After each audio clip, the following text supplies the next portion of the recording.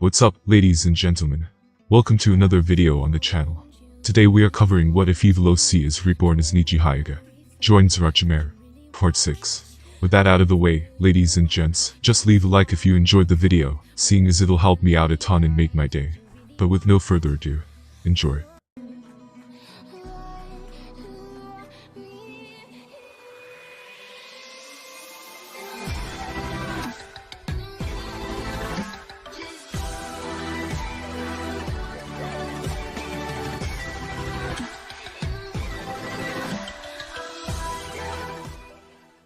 Yashi's giant Tensugen was situated inside the Land of Fire, and surprisingly close to the Konoha village itself. Therefore, in just a few hours Neji and his companions quickly managed to get to it, after the initial boost of Tensugen chakra mode speed. Kiyomi and Neji, however, were now nearly entirely depleted of any chakra due to that initial speed. It is located right where one would expect it to be. Neji observed aloud while they now stood in front of a simple, natural but well-hidden, almost camouflaged, kind of cave. Neji could have moved slower to this place while they all gradually recovered their stamina. On their way, however, he wasn't sure if Yashi could have issued some kind of command to destroy this treasure from accessing and reading his memories at that time in Konoha. Judging from them, it didn't lead him to believe that it was possible. However, it also showed it was possible to slowly let all that energy drain away, which Yashi somehow did, judging by what Karen's current superior sensing abilities showed. She previously informed him, right after they arrived here, how the energy in question was slowly siphoning away, which only she could sense due to her own Kagura's mind eye. And that even this whole giant Tensugen was really well hidden by many kinds of ancient seals. Hence, he was right to hurry up and come to this place, even at the cost of risking Toneri finding out their location, and then attacking them all. It was better than losing this resource. This place is full of Fuinjutsu. Karen, try and penetrate it before we try any other forceful measure. But hurry up, I'm not sure how long it would take for Toneri to find us. He could have probably sensed us until I turned off the Tensugen mode, and then if he comes in time to that location, he could probably sense us being over here. Therefore, I must at least get this chakra source and regenerate some energy if we want to at least be able to try and escape from him if he gets here. Don't worry, I got it. Karen smiled at Neji, and immediately came closer and started working on it. At the same time, while she did that, Neji suddenly focused his Byakugan vision to see what was hidden inside. It looked just like Neji previously imagined it. It was a fairly large orb of glowing white chakra energy. It was of course invisible to ordinary people, and only his surface-hopping Byakugan ability could see it in its entirety. It appeared that there were no other protection mechanisms outside of those frontal seals they encountered. He started thinking about how to effectively move all that energy inside of his body and assimilate it for long-term renewable use, now that he finally arrived and saw it in person. Kiyomi was silent and inspected their surroundings. Weird, due to all those Byakugan eyes it consumed during all those years, this orb appears almost sentient. It's as if it is beckoning for me and my Tensugen. Well, then it makes it even easier for my Tensugen's ability to work on it and steal its chakra. Then with my refined chakra control and microscopic vision, I will meticulously lay out and distribute that chakra all around inside my cells, making my own cells more powerful, in that way, forcing them to evolve, thus also making tapping into a new strength later easy, like I'm accessing my own chakra stamina. It is also both spiritual and physical energy, therefore, that influx probably won't disrupt any of my long-lasting chakra ratios. Previously I always had more spiritual than physical energy in my body, which I couldn't effectively use anyway. This perfectly solves that. My Tensugen cooldowns would then probably at least double, judging by the amount of possible chakra energy inside of that vessel. I could certainly transfer it quickly in time before Toneri comes. It all depends on Karen's own Fuinjutsu proficiency right now. Neji pondered in silence. After this boost in chakra reserves, he feels like he would be propelled to the late Six Paths territory of power inside of this world, just like where Toneri probably got after awakening his personal Tensugen. Neji also theorized 2 new jutsu inside his head before, and if they were successful, he would be elevated even to the upper echelons of the late Six Paths realm inside of his mind. And then he would be rather safe until he awakens the DNA state of microscopic vision and tries, and actually become more like a genetic Otsutsuki, by empowering some of his suppressed genes, and suppressing his ordinary human ones. If Toneri could get there by luck, then he could by design, artificially as well. He was also fortunate that he had some of the Otsutsuki genes in the first place as a very talented Hyuga clan member. The majority of the people inside of this world didn't even have one hidden Otsutsuki gene. Not to mention probably many, like he did. Nevertheless, back to the present, the outcome of his incoming showdown against Toneri would largely depend on how much chakra he could boost inside of himself in a short while. from the current near 0% of it. He planned for that potent orb's chakra to truly become like a recoverable stamina in a form of stronger cells, thus merge with his own body's physical energy, not like a short-lived and fleeting energy boost, or else it would be all pointless and waste of time to come here. And nothing he did today would be worth that kind of just temporary power hike-up. Neji suddenly felt a dopamine rush, full of greed, for he was about to power himself once more in a really meaningful way. The thing that ushered him the most joy in this world of his was when he was about to improve his body and strength, now that he completed his revenge and acquired freedom. It all stemmed from the fact that he was so weak and powerless during his past life a long time ago.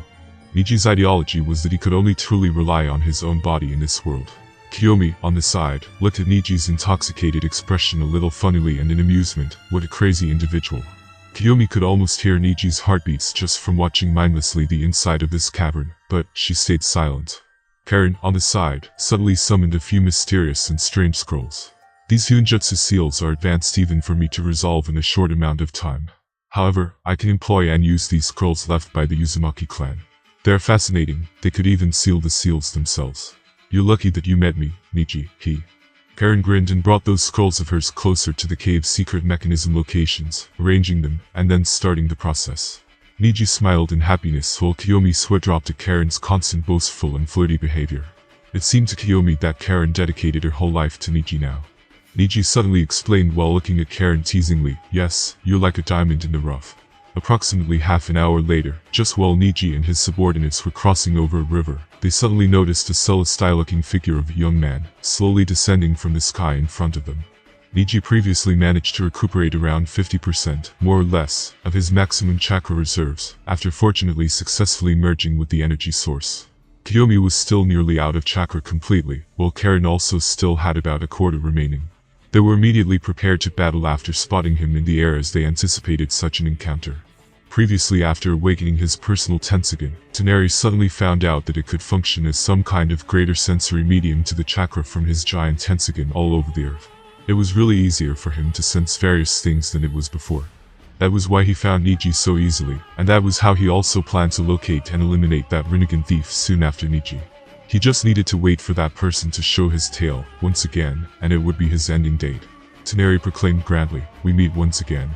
Then he immediately continued majestically speaking, "It seems that you've dealt with Hyuga's patriarch, and already stole that inferior copy toy of his just now before I got to you. However, I already went over some of my clan's ancestral books, while I waited for my Tensogen to completely awaken during the last few months. In fact, no matter what you do, human, you will never come close to me. It is your fate to forever be inferior to an ascended individual like me. I'm closest to a god out of everyone currently present in this world.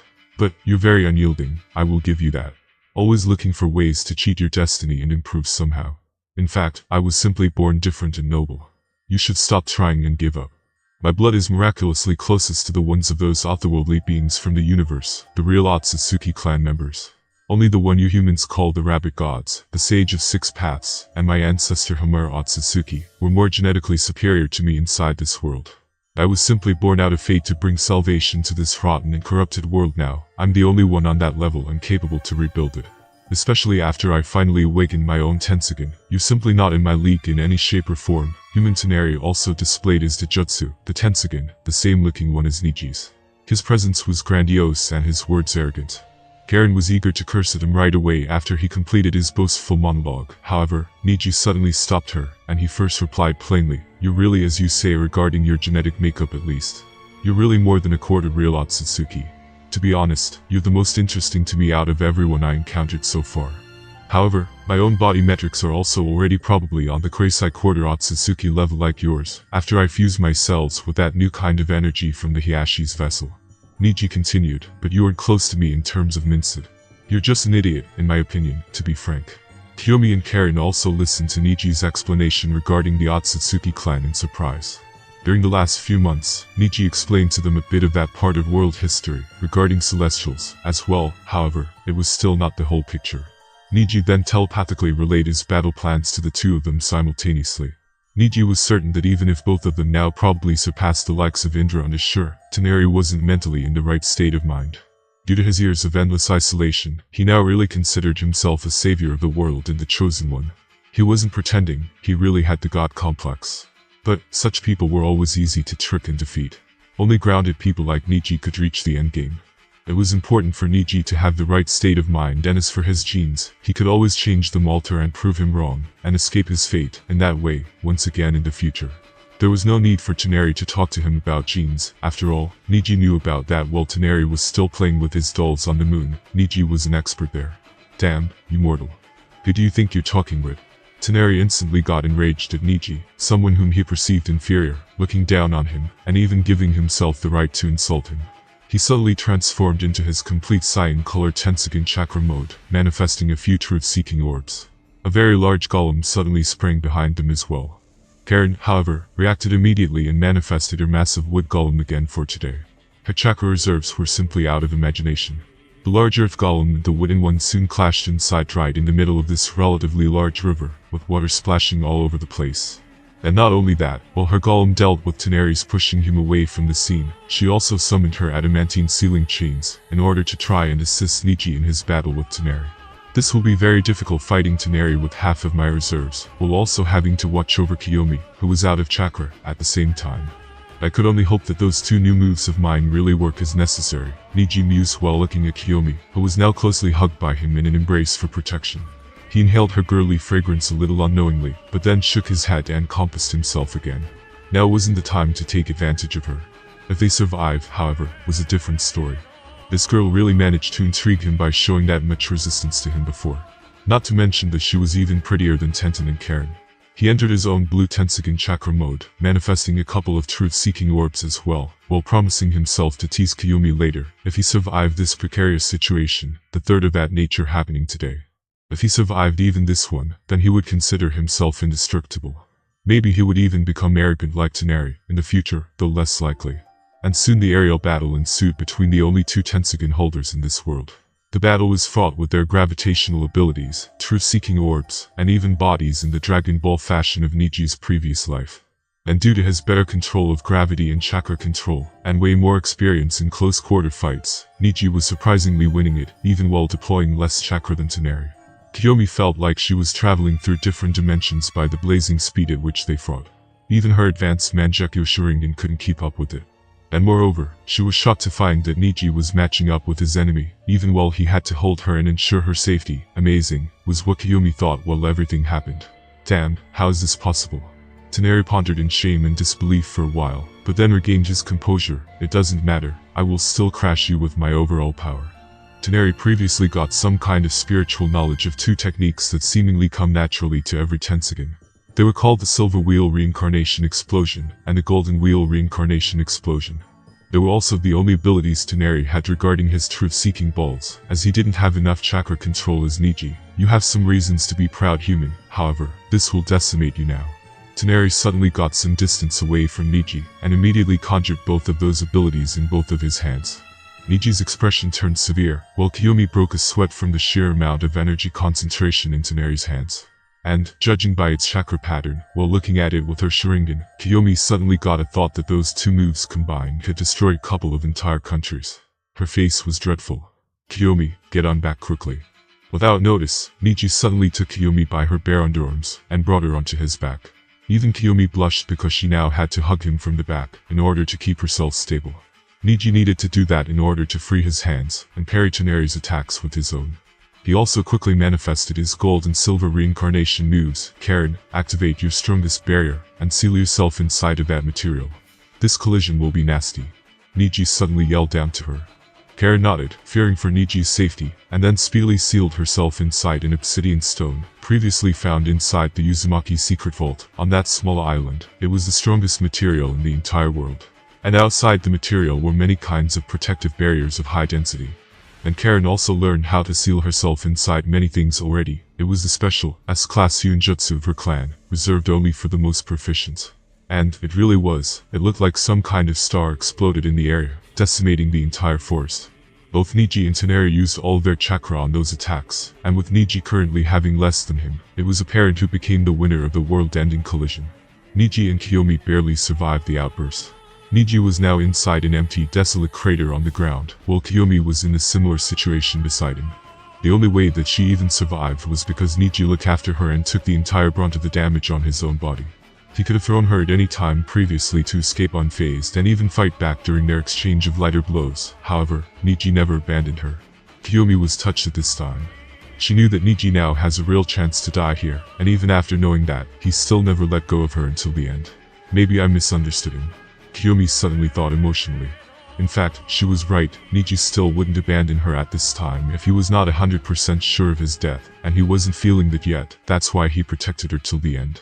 Having spent every day with her during the last few months also left a big trace on his heart from a human standpoint. Not to mention that he now quite liked her. It was the first time that he liked someone else first. Not just because of her appearance, but also because of how she appeared cold outside, but he was sure that she had a warm side hidden in her as well, and that one day she would show that only to him.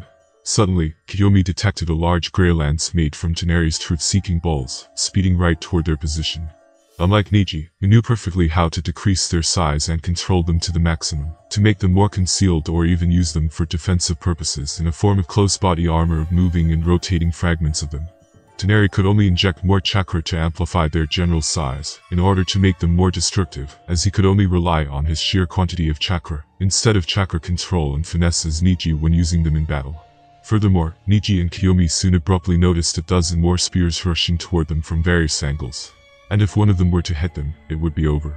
Toneri even started changing their trajectories mid-air, with his gravity, to make the barrage even more difficult to escape from. This is bad. Neji could now only think of one temporary solution at the moment. He concentrated on his ocular vision, and then carefully coated his hands in the ultra-hardened truth-seeking bolts material, with a thin layer of separating, empty space in between his skin and the substance itself, to avoid any potential debilitating effects. He then standardly performed his almost instinctual 8-trigram set of gentle fist movements, to defend himself and Kiyomi from Toneri's large grey spears, swiftly slapping them away one at a time. It was all done in an instant. Neji could currently do only a partial Tensogen chakra mode transformation on his arms, in order to create those pieces of truth-seeking fabrics, and defend with them. He already expended all of his chakra previously, in order to parry Toneri's colossal sword and vortex attacks. He was also looking for Toneri's body. He was sure that he was hidden somewhere near. Damn, he went underground. Neji shouted loudly as a cyan-colored, scrawny arm suddenly protruded and then fiercely clawed onto Neji's torso from the ground up, and then spilled his blood all over the area in a thrust, while Neji gurgled. Neji. Kiyomi was frozen in place with dread and disbelief. Toneri victoriously smiled. He previously went deep inside the Earth's interior, out of Neji's sensing and vision range, while also controlling his spears remotely, with the help of the chakra in the atmosphere left there by his giant Tensogen on the moon. His battle sense and tactics really improved after traveling the entire world. Toneri could now also still use his complete Tensogen chakra mode, unlike Neji. And, he didn't feel bad for exploiting Neji now and dealing with him, while he had only half of his chakra left, because he was confident that he could deal with him easily. Even if he had his full chakra in place, it made no difference in Toneri's mind. It was just that he managed to find him today, and he was not sure when he could again. Your Tensogen, I will offer it to the Hamura's giant Tensogen, Neji Hyuga. Toneri smiled and sat while looking at Neji's, who appeared to have his heart squeezed by his hand. Don't worry, your next woman. Toneri took a step forward to them in order to really steal Neji's eyes next. His expression looked triumphant, and his voice was even more confident than before. Kiyomi's eyes were wide and incredulous, while also full of dread and aghast. She couldn't fathom that Neji has just fallen and perished in that way. It felt like some kind of a nightmare realm to her. She was so petrified that she even forgot how to think and speak. At this moment she realized just how big of a presence Neji had in her mind before. Inside her mind, Neji was well ingrained as an indestructible person who could defeat and vanquish any foe or assist and teach her with anything. You shall pay with your life. Karen's hoarse voice suddenly rang out in the field next. She already unsealed herself from her previous Hyunjutsu, and her voice was bloody murderous, as well as full of despair, as she just witnessed the previous scene of Neji's gruesome end. Her mind was in a state of utter mess, complete chaos, torn between her urge for vengeance against Toneri, and sadness and heartbreak because of Neji's tragic fate. It was all of a sudden that she felt a new kind of sensation on her adamantine chains, that she just manifested in order to attack Toneri to the end of her life. She finally achieved the final stage of the Uzumaki clan's S-class adamantine sealing chains, at this moment, due to the large disturbance in her mentality and spiritual yin energy. It gave her the final boost required to open this stage of the set technique. Not only that her chains could now steal the life forces of anyone they caught, but they were also many times faster than before. They were now red in color and full of some ancient-looking Uzumaki clan patterns engraved on top of them, so fast. This is a 6 paths level ability. Toneri thought in astonishment as he began dodging those crimson red chains. Karen now only had Toneri and his torturous death inside of her shattered mind. However, right at this moment, Neji, who was seemingly dead, suddenly opened his eyes once again. Right after finding Uzumaki's secret island with his companions, he first came in contact with the so-called mystical palm technique. It then dawned on him, for the first time, how good of medical ninjutsu expert he could become too, especially if performing healing procedures on his own body.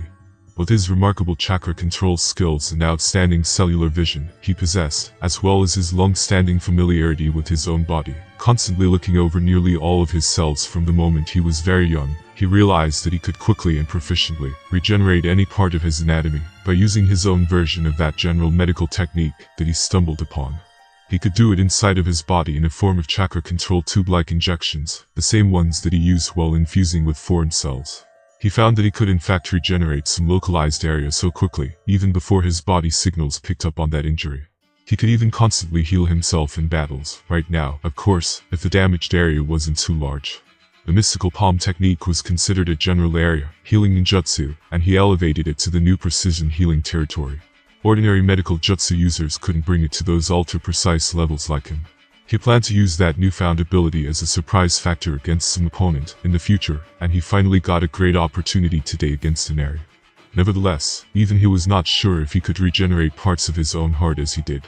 Previously, he hid this ability even from Kiyomi and Karen, as his last whole card in this world, if everything else failed. He previously exercised it by doing small damage to other organs and tissues, and then regenerating. However, he never did any kind of damage, like the one he just received from Toneri. Not to mention on his heart. However, he really had no other choice. Toneri caught him with 50% of chakra left, pressured him, and then really defeated him with that sneak attack from the ground. It was his last chance for survival. He could only hope that this ability, which wasn't tested in that kind of way, managed to save his life, and it fortunately did. And that was not the only ability he previously learned during the last few months. While still lying down on the ground, Neji suddenly moved Kiyomi away and performed another earth-shattering ability, targeting Toneri, truth-seeking rotation. He also glanced at Karen's current state of mind, appearance, and a new technique. He truly didn't expect that she really cared for him so much that her sadness and wrath because of his own death managed to increase her Yun's spiritual powers so much that it allowed her to leapfrog years of training in order to manifest that ability so early. She was now also at an early 6 paths level, the same way as Kiyomi. It wasn't that strange for Karen to awaken that ability in that way, now that Neji thought about it. After all, didn't she acquire those adamantine chains in the first place, after she was emotionally disturbed, in the original, by Sasuke's state? It was apparent that all kinds of Yun-released jutsu were connected to the user's mental states. The author of the series emphasized that point many times. That girl, at this time, Neji was deeply touched, and he already elevated her to the same level as Tenten. Anyone who was this good to him, he would be 1,000 times better to them. However, those who wronged him, then he would wrong them 1,000 times worse. Such was his mindset. Toneri turned around in shock as soon as Neji stopped keeping his body in a seemingly perished state, while moving stunned Kiyomi to the other side of the field at a safe distance from them all.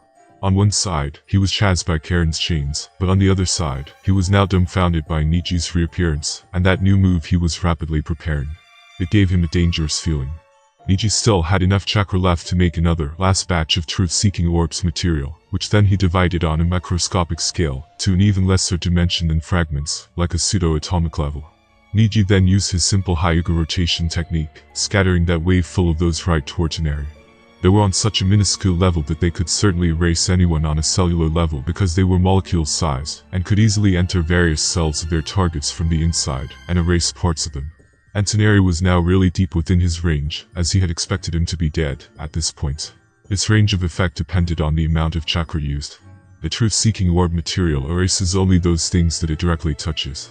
However, there was another similar kind of material, or better said Kekimor, called the all-killing ash bones, which only needs to touch someone, even just barely, and then the effect would spread to the rest of their body, and disintegrate it automatically. Neji hoped to one day acquire that exact ability as well, after changing his genes closer to Kagaya's ones in the future.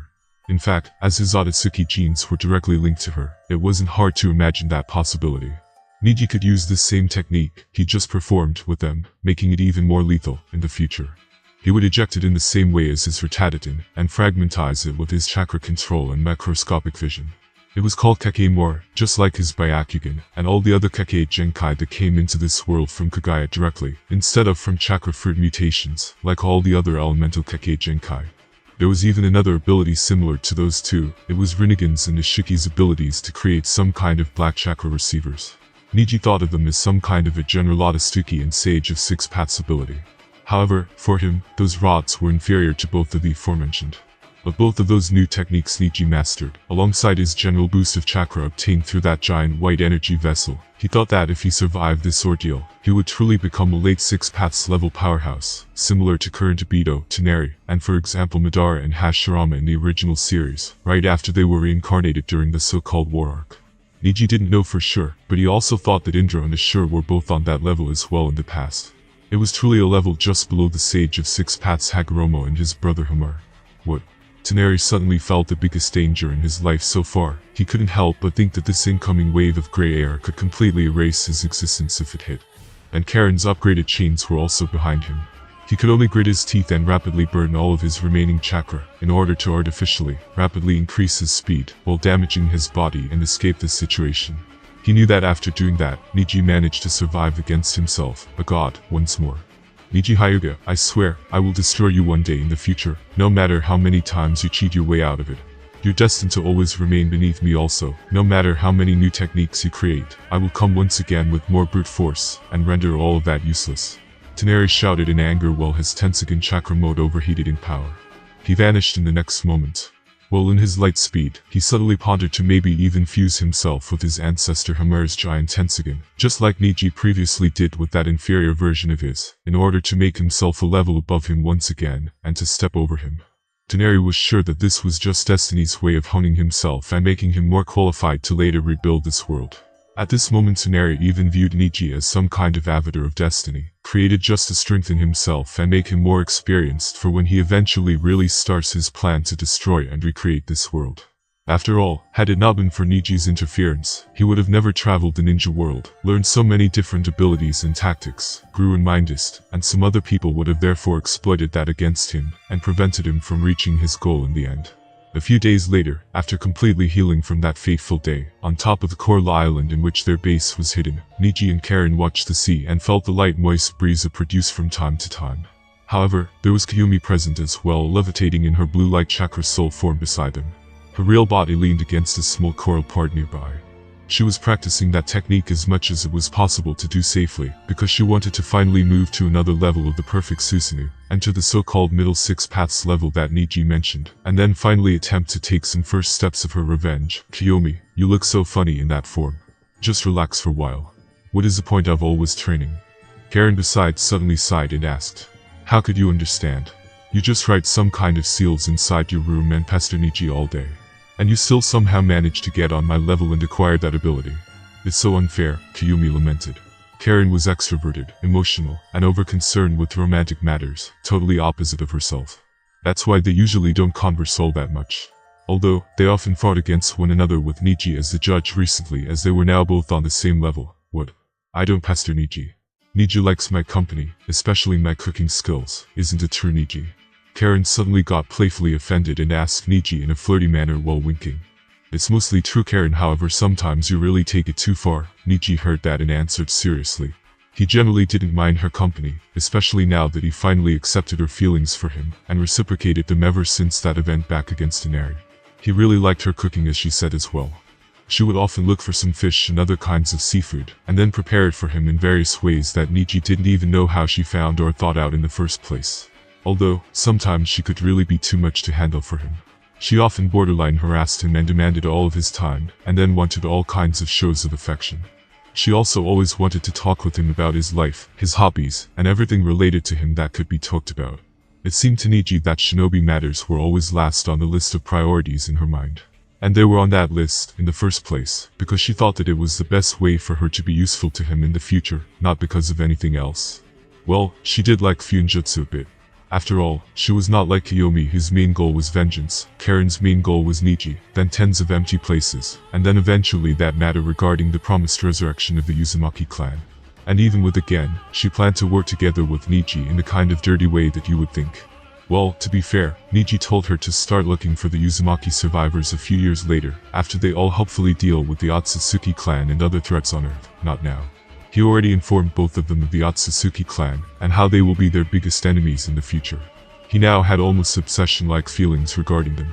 He hated the notion of someone being so stronger than him, and then having the right to look down on or even humiliate him. Therefore, he never stopped training like a maniac. He often even dreamed about some unknown Otsutsuki clan member coming down from the starry sky, and then stepping on his head. During the day, he sometimes used them as motivation while training by visualizing them inside his head, which helped. In his mind, Obito and Toneri were nothing in comparison to those real aliens. Anyways, Kiyomi, you're just jealous. Don't think that I don't know how you occasionally peek at Neji when he isn't looking. Karen already considered Neji as the most perfect kind of guy there is, therefore, it was normal to her that other girls should be enamored with him too. In her mind, it was impossible for Kiyomi to not be in love with him after all this time. It felt unnatural and weird to her. You're imagining it in your head. Not everyone is as weird as you. Kiyomi didn't take her words seriously.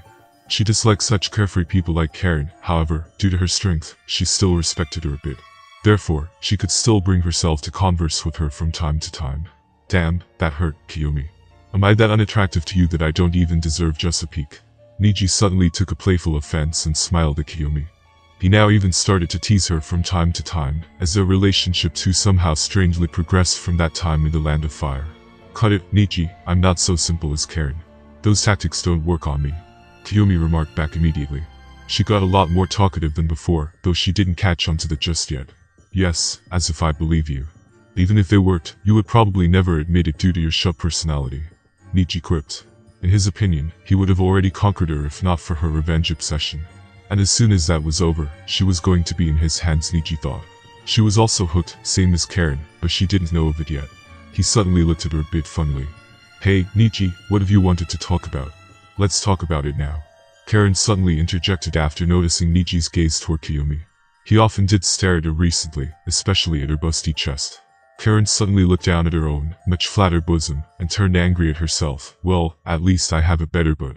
However, then she comforted herself once again in another way. Ah yes, I will be gone for a while.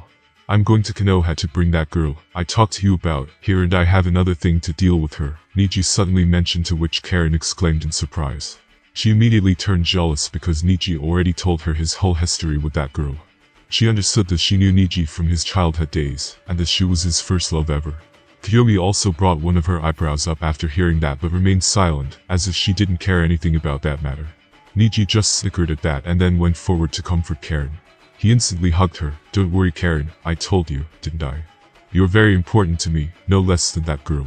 We won't stop spending time together even when she comes, so don't worry. He then touched her hair a little while complimenting her. After all, how could I ever abandon this beautiful tomato-like hair of mine, huh? Karen first enjoyed Neji's attention, but then turned a bit angry and shameful at his words. But Neji did manage to wash all of her worries regarding Tenten with that jest. Neither one of them was worried for his safety, while going to Konoha alone now, thanks to his power boost. And soon Neji waved toward Kiyomi and left their island speedily. While soaring above the open sea next, Neji ruminated about his previous conversation with Karen. After all, this was a world where strength reigned supreme, in his mind, and as long as you could protect them, then you could have multiple wives. It was not his previous world anymore. He didn't feel bad about any of them because he would love and care for them all equally. In his opinion, one man one wife was just a societal construct of his past life. In fact, for him, polygamy appeared more natural, especially here in a world like this one. He also started thinking about his change over the past few years next. Previously he was way more introverted and cold, never thinking about matters such as this one. However, his change in power also brought him a change in personality too, and there was no escaping that. And frankly, he didn't feel bad about it. He liked being so mentally free. He then turned to think about the Tenten's matter. He previously decided to bring her together with him as soon as he recovered. He was going to blitz into Konoha and pick her up before any of them managed to react, not that they could stop him either way. He even thought intensively about some ways in which he could power her up during the last few days while recovering. He didn't think that it was impossible. After all, where there was a will, there was a way. It was his primary life philosophy. There was no destiny set in stone in which Tenten had to remain weak, like in the original series, for the rest of her life. He changed his own fate with his two hands, and he could change hers as well if he focused his mind on it. And he had done just that. Previously he went over various information he remembered from his previous life, and then checked a few things personally inside of this world to be sure. He then formulated an elaborate plan of action regarding Tenten's power advancement. The first thing on his mind was Hashirama Senju's cells. Right after successfully infusing her with them, Tenten would surely enter the cage level ranks, but she already didn't, which he thought was less likely thanks to that personal Fuinjutsu creation of hers. After that, he decided to bring her to one mysterious place called the Hashikage, but he checked through a few channels yesterday, and it really did exist in this world surprisingly. He got a really fascinating idea regarding the place. Hashikage was formed sometime after a strange meteorite, which the inhabitants called the star, struck its location 200 years earlier. The meteorite itself was not that large, but it emitted chakra-enhancing radiation. The first Hashikage was able to devise a training method to allow the ninja in the village to harness the power of the star, thus allowing the ninja to gain supernatural chakra levels. The technique used to harness its power was called the mysterious peacock method. The meteorite's radiation greatly increases users' chakra strength and levels, but the same enhanced chakra is highly dangerous, potentially causing great damage to their physical bodies. Even for those who master the technique, there is still a high chance that their body will slowly weaken and eventually perish. Therefore, Neji didn't think for Tenten to use it directly, but to actually coat all of her sealed weapons in that energy, in order to make them more dangerous and destructive in force. Neji thought that the star was one of the few powers which came from other planets or dimensions inside of the ninja world. Just like Orochimaru's and Itachi's spiritual weapons, and that strange beast from the land of demons called the Moryo. That territory was also real. After thinking of Hashikage, Neji also tried to test if other places, from fillers of his previous life, were also real in this universe he was currently in. However, besides the Hashikage, only the land of demons was. Regarding other planets with chakra, even with different usages of chakra than they did here in the ninja world, Neji thought that it was absolutely possible. After all, if there was the Otsutsuki clan whose sole purpose was looting planets like this one for their endless evolution, then it was obvious that they were more planets of similar levels. Though, Neji remembered reading in his past life that this planet was a little more special than usual, due to its natural energy concentration, which was higher than ordinary, enough for multiple god trees to be planted. And if there was the Otsutsuki clan, then what is to say that there aren't more clans like them, of similar statuses, in the universe? And what made it even more interesting was that they were the only two places that perfectly fit inside of the Nereverse geography maps of Neji's previous life. They were on the far west of the continent, right between the land of wind and the land of earth. It was definitely great to know. And with Senju cells, her personal Fuinjutsu pressure wave which fit perfectly with them, because she needed more chakra, and if she manages to coat her weapons into that star's purple chakra, Neji thought that Tenten could even become the peak cage level, even above the Great Sanins. And then if she manages to get those Sage of Six Paths weapons from Kinkaku and Ginkaku, like in the original, and if I manage to steal those 7 swords of the mist for her with her innate talent for controlling all kinds of weapons, she would become a truly unstoppable force for most people. I even dared to think that she could even enter the early Six Paths level too. Neji contemplated next. Nevertheless, Neji assumed that those developments were only possible later, after the Fourth Great Ninja World War started, as those weapons of Sage of Six Paths were somehow attached to Kinkaku and Ginkaku's souls. It wasn't surprising knowing that they were made from Hagoromo's chakra and were probably not physical, but spiritual weapons made out of his yin or even his yin-yang release. The combined yin-yang release was only accessible to Otsutsuki or half-Otsutsuki beings innately. Even the creation of the world-famous 7 Swords of the Mist must have involved some nature of yin release, in the process of its creation at least. After all, how could have Zabuza gotten his sword, after being resurrected by Kabuto, from the other side of the world, if it was now somehow connected to his spiritual power too? Other swords were also sealed by Mangetsu Hazuki inside of his scroll, so Neji would need to wait until he gets revived later to rob all those weapons for Tenten. A few weeks after the events in Konoha, inside the rainy, metallic-like Megakure, at the so-called Ping's Tower, the highest building in the whole village, Nagato was sitting on his large metallic chair full of black chakra transmitters. Konan was right beside him, and both of them were silent and highly concentrated. They were working on Nagato's goal of gathering all of the tailed beasts, in order to create a perfect weapon that could keep all the world's big villages in check and bring peace. For that, they needed to extract all of the tail abyss chakra into Nagato's Jito Meizo. This tower was astronomically high, and it allowed Nagato to project his own chakra to really large distances. He was now simultaneously channeling and regulating 2 jutsu of near-continental ranges. There were the Funijutsu, 9 phantom dragons and the magic lantern body technique. The first one was used by him and the other members of Akatsuki to forcibly seal a tailed beast, or to extract a still-living Jinchuriki's tailed beast chakra into the demonic statue of the outer path, or simply called the Jidomezo statue. The technique took 3 full days to complete if 9 of the Akatsuki members were present. If there are fewer people to perform the technique, it would take a while longer. They were currently doing it on the one-tailed beast Tadara and Sasori caught, and brought to a secret location Nagato previously prepared inside a secret location inside of the Land of Rivers, a small and unimportant country in between the Land of Fire and the Land of Wind. It was one of Akatsuki's secret hideouts made inside a cavern, near a river, protected by a 5-seal barrier. To prepare for the technique, he needed to summon the demonic statue to the desired location of the process, after which each member would then stand on one of its fingertips, corresponding to their specific ring finger. When performed, this technique caused the bit to fall out of the mouth of the statue. Each of the Akatsuki members would then concentrate, causing the kanji of their rings to appear on the nail of the finger they were standing on. Akatsuki members can participate remotely through the second technique Nagato, currently channeled at the same time thanks to his Rinnegan. 9 dragon-like effigies then poured from the statue's mouth, surrounded the captured host, and painfully removed the tailed beast from them. In the case of an unsealed tailed beast, the same thing happened to the beast itself, and still took as much time as if it were sealed. After the process was complete, the beast was sealed within the statue, and one of the statue's 9 eyes opened. The host would die due to the removal of their tailed beast. They already acquired 2 of them before. Garu was their 3rd tailed beast that they were all currently extracting in a lengthy process today. The second technique was about so-called thought waves converted into chakra members of the Akatsuki sent. These thought waves are then picked up by Nagao remotely, acting as a kind of controlled tower. This technique amplifies the thought waves, and then broadcasts them to a specific location through illusionary bodies. The illusionary bodies differ from mere reflections. Also, while Nagato is relaying the members' thoughts, they can have conversations and use varying powers. These virtual images look like the member they represented, the only difference being that they are standing up with their hands in the seal. The images were also transparent, except for the eyes. All of a sudden, inside the uppermost chamber of the tower where he and Konan were situated, Nagato suddenly flinched. Konan immediately noticed this and then exclaimed, "Are you alright, Nagato? Let's go slower with the sealing. You don't have to rush so much." She was concerned that Nagato shuddered because of his chakra output.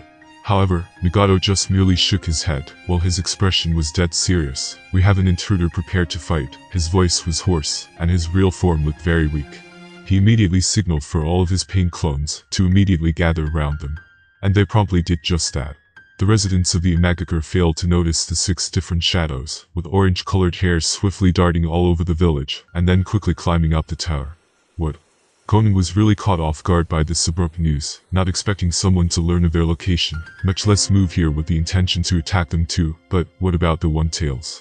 She remembered and asked in concern. "We'll temporarily stop the process. This opponent is not something that we can handle, while we use our chakra elsewhere," Nagato answered hoarsely. The entirety of the Imagakure was loaded with Nagato's chakra transmitters. It was a large sensing barrier in which he could sense everything, and this intruder was something strongest that he have ever seen.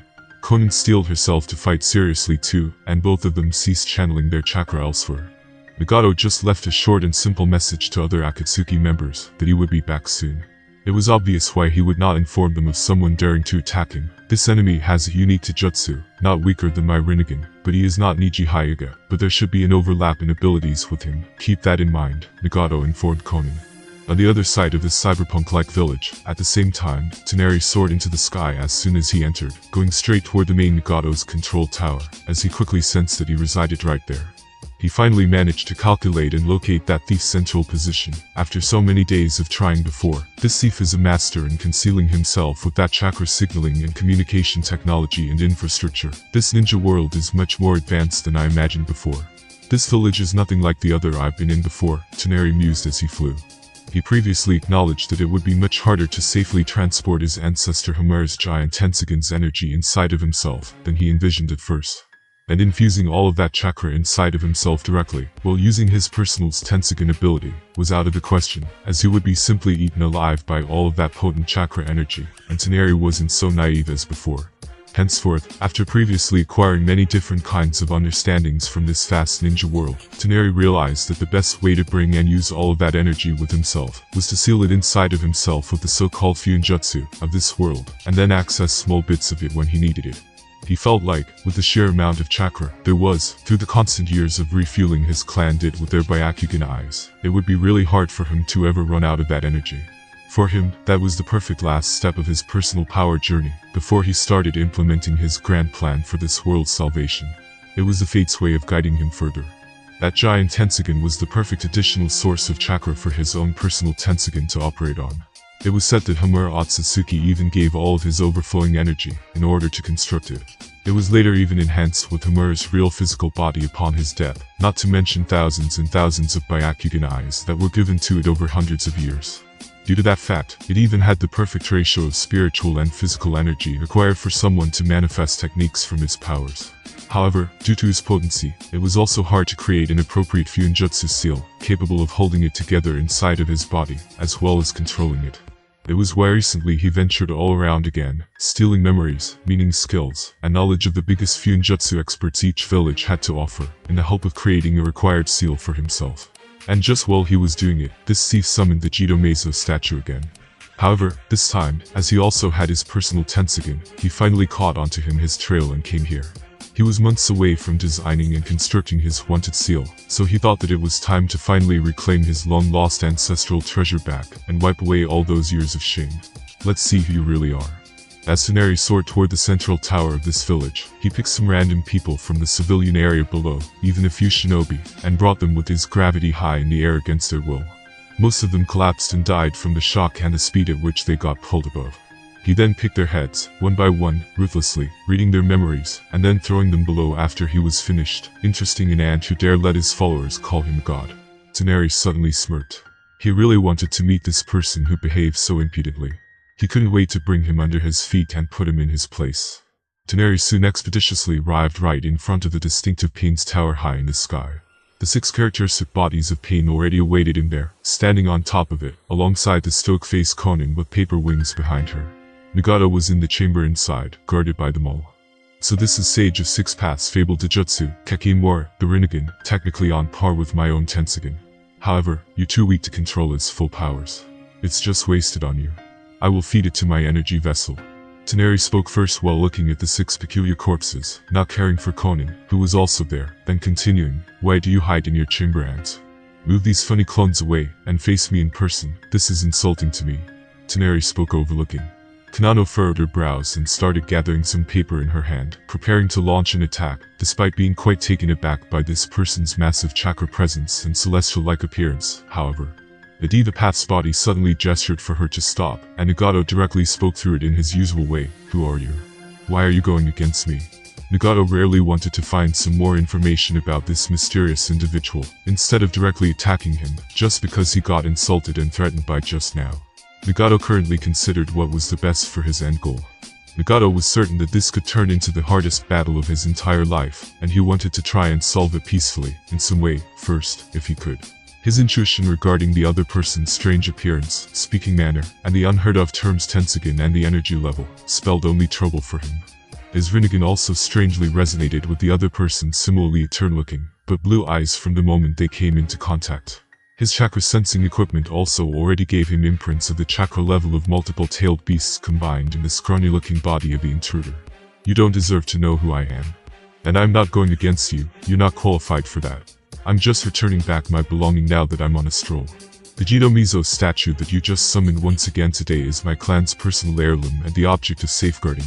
You and other ants, however, started brazenly stealing it a few decades ago. We decided to do nothing at first, but there was stopping your insolence. Then I will start killing all of you one by one, as soon as you summon it once again from the moon. There is no other solution but an immediate death. Tsunari explained in a serious manner. He really decided to start killing everyone who attempted to summon the Jidomezo in the future. At least until he killed everyone else by colliding this world with the moon. There was no difference whether his giant Tensugen was outside or inside of him for that. It was the same plan, nudging moon from its orbit and letting it slowly fall on the earth. And in the meantime, he would look for any potential threats to that collision later and eliminate them early. He would then repopulate this entire rotten world from the ground up with his future wife, Neji Hyuga. They would survive that collision because of his planetary-level future strength. Inside his chamber, Nagato suddenly opened his eyes in astonishment after listening to his earth-shattering words. But then thinking of his strange white hair, skin, those odd black markings on his collarbones, and then even his strange clothes, then also considering his personality type, which didn't lead him to believe that he would lie, Nagato felt like those words were much likely truthful, from the moon. I couldn't even imagine there was a backstory like this one in the ninja world. Nagato was at the top of the ninja world for decades already, and just when he thought that he has reached the peak and seen it all, he suddenly got this kind of a barrage of huge information. Moreover, judging by his words, there were even more Rinnegan users on this planet before me, but how come nobody ever heard of them? Everything that I knew was a lie it seems. I previously just scratched the surface. How could I delude myself like that? Why would I be special? There are probably even other masterminds behind the scenes, for which my Akatsuki means truly nothing. Nagato even started laughing a little in self-depreciation. But he also got an unknown motivation. Conan, we're leading this person to your 600 billion of paper bombs. That is the only way to survive this. It's as we previously thought. That Madara Uchiha was probably hiding many things from us before. But just keep calm, we're surviving this. We will realize Yahiko's dreams and create peace. Nagato's sickly and pale face turned resolute. He decided to survive and learn the whole truth later. If the enemies of peace were so strong, then he was the only one who could accomplish it. He also now understood that he was the only one who truly cared for common people here, and the one who could actually accomplish something good for this world. Powerhouses like the one in front of him now, and Madara Uchiha, cared only about themselves, in the end. Why didn't this person or any of the previous Rinnegan users stop all of those senseless wars of the past, or made something good, despite having power? If he now perished here, then this world will forever be entrapped in despair, Nagato realized. That was why he was so resolute to never surrender. Yahiko listened to the plan, Conan. Nagato started telepathically relaying his plans to Conan, in secret, as he decisively replied to Toneri, outside the tower, through the Diva path. At the same time, the Jito statue is now mine. It doesn't matter to me as it was originally. I just know that I will use it to bring peace into this world, and no one will stop me from achieving that. He was ready for battle. His 6 avatars suddenly entered their usual battle stances together with Konoha, his chakra firing. Such shamelessness and stupidity. You mortal ants are truly the most disgusting. Toneri got a little angry suddenly. He probably moved to quickly decimate this frail, false savior in front of him. When Nagato first summoned the Jito statue and wielded its power, it pierced his body with black receivers, and drained his life force to turn him into a withered husk of a man. Combined with the injuries inflicted on his legs by Hanzo and the death of his best friend, he was more physically and mentally vulnerable than ever before. However, this tragedy acted as the catalyst for Nagato to start consciously wielding Rinnegan's 6 paths, and realize how he could become the god he dreamed of. He learned that the black receivers embedded in him could transmit and receive chakra, and discovered that he could create those same receivers himself with the Rinnegan. By implanting another person with a black receiver, he could send his chakra to them and control their bodies. However, this control degraded the further the individual was from Nagato, as their own chakra worked to resist his, until it was reduced to merely interfering with their movements and chakra, rather than controlling them. Corpses were the more ideal subject of control. Their bodies lacked any resistance against his chakra, and allowed him to manipulate them without restraint. And by embedding them with black receivers, he discovered that he could channel one of the 6 paths' powers into them, which gave birth to the idea of using 6 bodies as a medium for his projection. Each path was implanted with black receivers throughout their entire body. Only a single one is needed, but using several aids the even distribution of chakra to maximize the effect, and makes them less vulnerable to having the rods removed in battle. The ones that pierce their face are used to add to their mystique with the different styles and intimidate their enemies. They weren't needed. While Nagato was able to heal the injuries to his legs with the Naraka path, the damage inflicted by the Jito statue could not be reversed until it no longer required his life force, and he could restore it with huge quantities of chakra. Rather than relying on his weakened body, he chose to create 6 vessels that would take on the persona of pain to lead Akatsuki in achieving world peace. The bodies that he initially chose were enemies he had encountered and killed with the human path. His real body would remain hidden and in a location where he could easily provide the 6 paths of pain. To this end, he would reside in the nearest and highest place possible when using them to achieve his transmission's maximum range and keep himself safe and secret. When out of the Omegakure, he would use his mechanical walker to place himself in those kinds of high positions. The 6 paths of pain was a personal technique invented by Nagato and made possible by the outer path, the 7th path, the life and death, and general control ability of the Rinnegan. It allowed him to invest any one of the 6 paths into a human body, and animate them to act as he desired it. All of these chosen vessels, a maximum of 6 in total, reflect the same eyes as the caster which, for Nagato, makes them look as if they all had the Rinnegan themselves.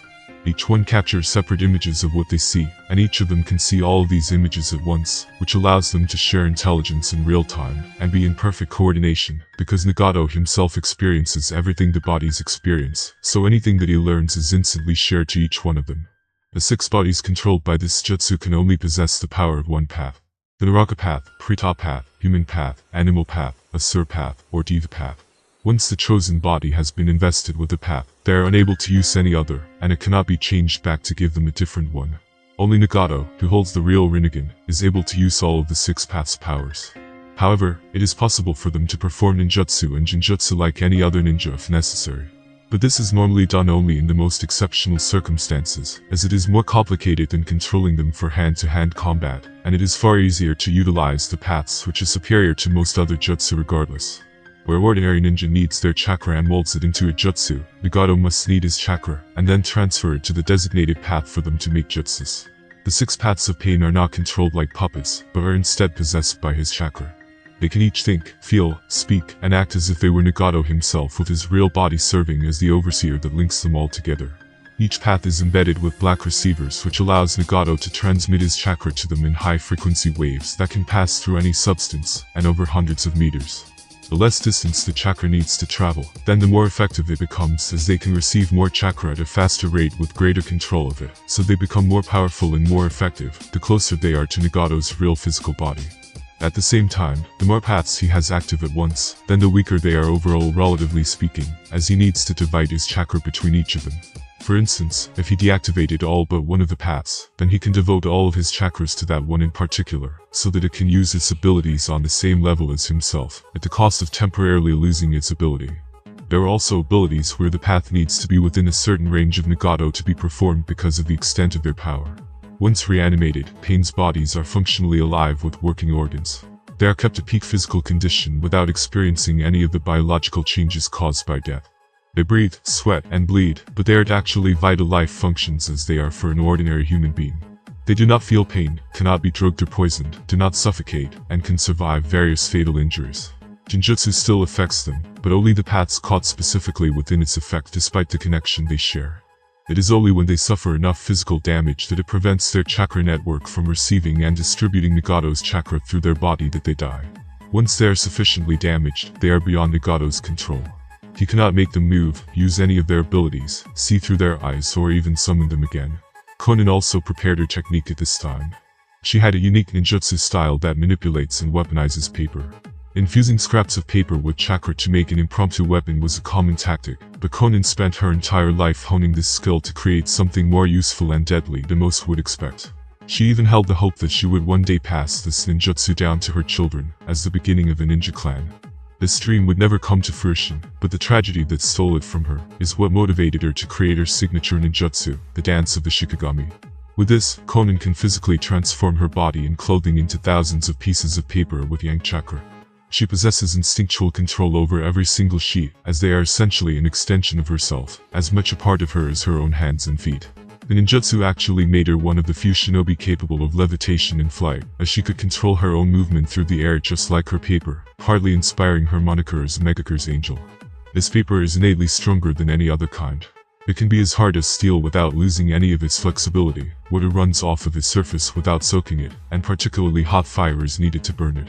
Konan's favorite method of attack is to shape her paper into weapons such as spears or shuriken to assault her enemies, combining their toughness with speed and numbers. And it is well suited for restraining her opponents, that she can wrap them in enough sheets of paper that they are incapable of any movement she doesn't allow, levitating them along with the paper. Her paper can even change its color to camouflage itself against its surrounding, based on how Konan looks human, even when she's composed of paper, as it perfectly replicates her true appearance. She can even create three-dimensional structures that look close enough to the real thing to fool most, potentially allowing her to surround an enemy with her weapons without them realizing it until it's too late. And a related skill to this is Konan's ability to inscribe sealing formula directly onto her paper, which she uses primarily to create her own explosive tags. Any sheet of paper can be made several times more deadly when she can turn it into an explosive as well. This in fact led to her deadliest ninjutsu, which is capable of a level of destruction that few can match. And as long as she has enough chakra to sustain it, she is more paper than flesh. In this state, she doesn't feel pain and is practically invulnerable to real harm, since she lacks internal organs, and can replace her damaged parts by creating more paper. The way to truly her would be to destroy enough of her paper form that she can't recover or drive her to exhaustion to end the ninjutsu, and leave her as vulnerable as others. However, all of a sudden, it turned out that Nagato attempted to confuse his opponent, and then 5 of 6 of Nagato's avatars strangely disappeared in gusts of smoke from atop the building, while Nagato surreptitiously concentrated all of his chakra onto his diva path alone, and then attempted to push Toneri all the way to the lake surrounding the Omegakure, near Konan's stack of explosives. They were created through Konan's paper person of God technique. Konan devised this ninjutsu to defeat the one she believed to be Chihamadar by overcoming his powerful space-time ninjutsu. The idea behind it was inspired by Hanzo of the Salamander, who once disguised his explosive tags to ambush Nagato. Over time, Konan prepares at least thousands upon thousands of explosive tags, if not billions upon billions, with her abilities, and hides them within her chosen battlefield to detonate at the opportune moment, and start several minutes worth of continuous chain-like explosions. It was her strongest technique. She was a true middle cage level shinobi. His diva path was able to manipulate gravitational force to attract and repel targets. That power has already resided in Yahiko, Nagato's deceased friend, as the central figure of the 6 paths of pain. In battle, its abilities grant the perfect type of offensive and defense, and are undoubtedly the most powerful of the paths overall. It shows the most dramatic increase in its destructive power when Nagato focuses all of his chakra into this one path, just as he currently attempted to do from the get-go, and its greatest ability cannot be performed without being close enough to him, which it currently was, as his real body was just a few meters away in the nearby chamber high in the tower. Konan immediately stepped back, closer to Nagato's real position. Their plan was to escape as soon as their enemy gets engulfed inside the sea of her paper bombs. Then she was to take Nagato and fly away. They were never prepared to fight for real from the beginning. It was all just their trick. Nagato was sure that none of his other paths would work on opponents with so much chakra. Only his diva path, his strongest one, could prove to be useful against him, and he focused on it. Now, Nagato was sure that it could even destroy an island if he turned serious, not to mention push this person just a few kilometers away into that pit of explosive clones, creating an opportunity for them to escape. Nagato utilized a technique called the Shinra Tensei to try and push him back out. He also used as much chakra as possible, while also focusing all of that energy only on one person. However, Nagato and Konan turned dumbfounded because Nagato didn't even manage to move Toneri one step from his position in the air. Instead, the entire top of it got demolished in some kind of aftershock from Toneri's own gravitation push he used to dispel Nagato's repulsion assault. In fact, Toneri's move was so fierce that half of the buildings inside the Omegakure got blown away. Nagato's fragile, nearly skeletal-like body was now fully visible, sitting on some kind of mechanical chair full of various chakra rods used for his transmission. While Konan moved back to protect him while also changing her face to one full of distress for her village, and also for Nagato and herself. You're really weak. You're at least 2 levels below me currently. This is not even 1% challenging. That human Neji Hyuga now probably has 100 times stronger gravitational ability than you, just like me. Neji Hyuga was also many times stronger than you. Well, at least they have similarly noble blood to mine, though still inferior. However, you who call yourself a god are truly a fly to me. You're one step above an ant if it will make you feel better, Toneri recounted. In his mind, he already accepted Neji's, now famous, classification of the 6 paths levels of power, which was above the cage level. He mentioned it in Konoha right after he defected and it spread. Maybe this funny-looking mortal really entered the early 6 paths territory. However, he was still 2 levels below them, who were late 6 paths both, at least. Not to mention that Toneri would soon fuse with his ancestor's energy vessel. Then he feels like he could kill mortals such as that one in front, with just a simple wave of his hand. Does every cat and dog really names themselves as gods in this world now? Then this world really went to hell as I thought. Toneri now spoke what he truly felt. Then he remembered how legendary those eyes were supposed to be. They failed that. Is this really the Rinnegan? No, I don't know how you acquired this Rinnegan. However, from what I know, you should be able to at least put up a fight against me now. You just made this kind of lightweight attack, and you already don't have much chakra left.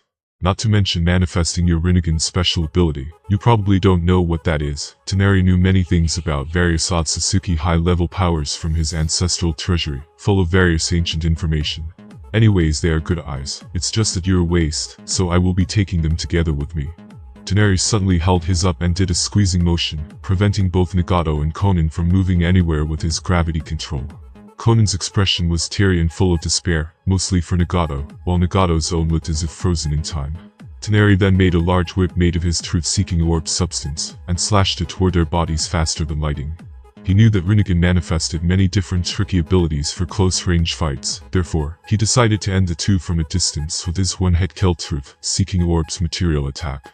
However, out of blue, all three people in the vicinity were stunned, as a masked man appeared out of the spatial vortex beside Nagato and Conan, picked them up, and moved them away from the whip to a safe distance still on the top of the Sarun Tower.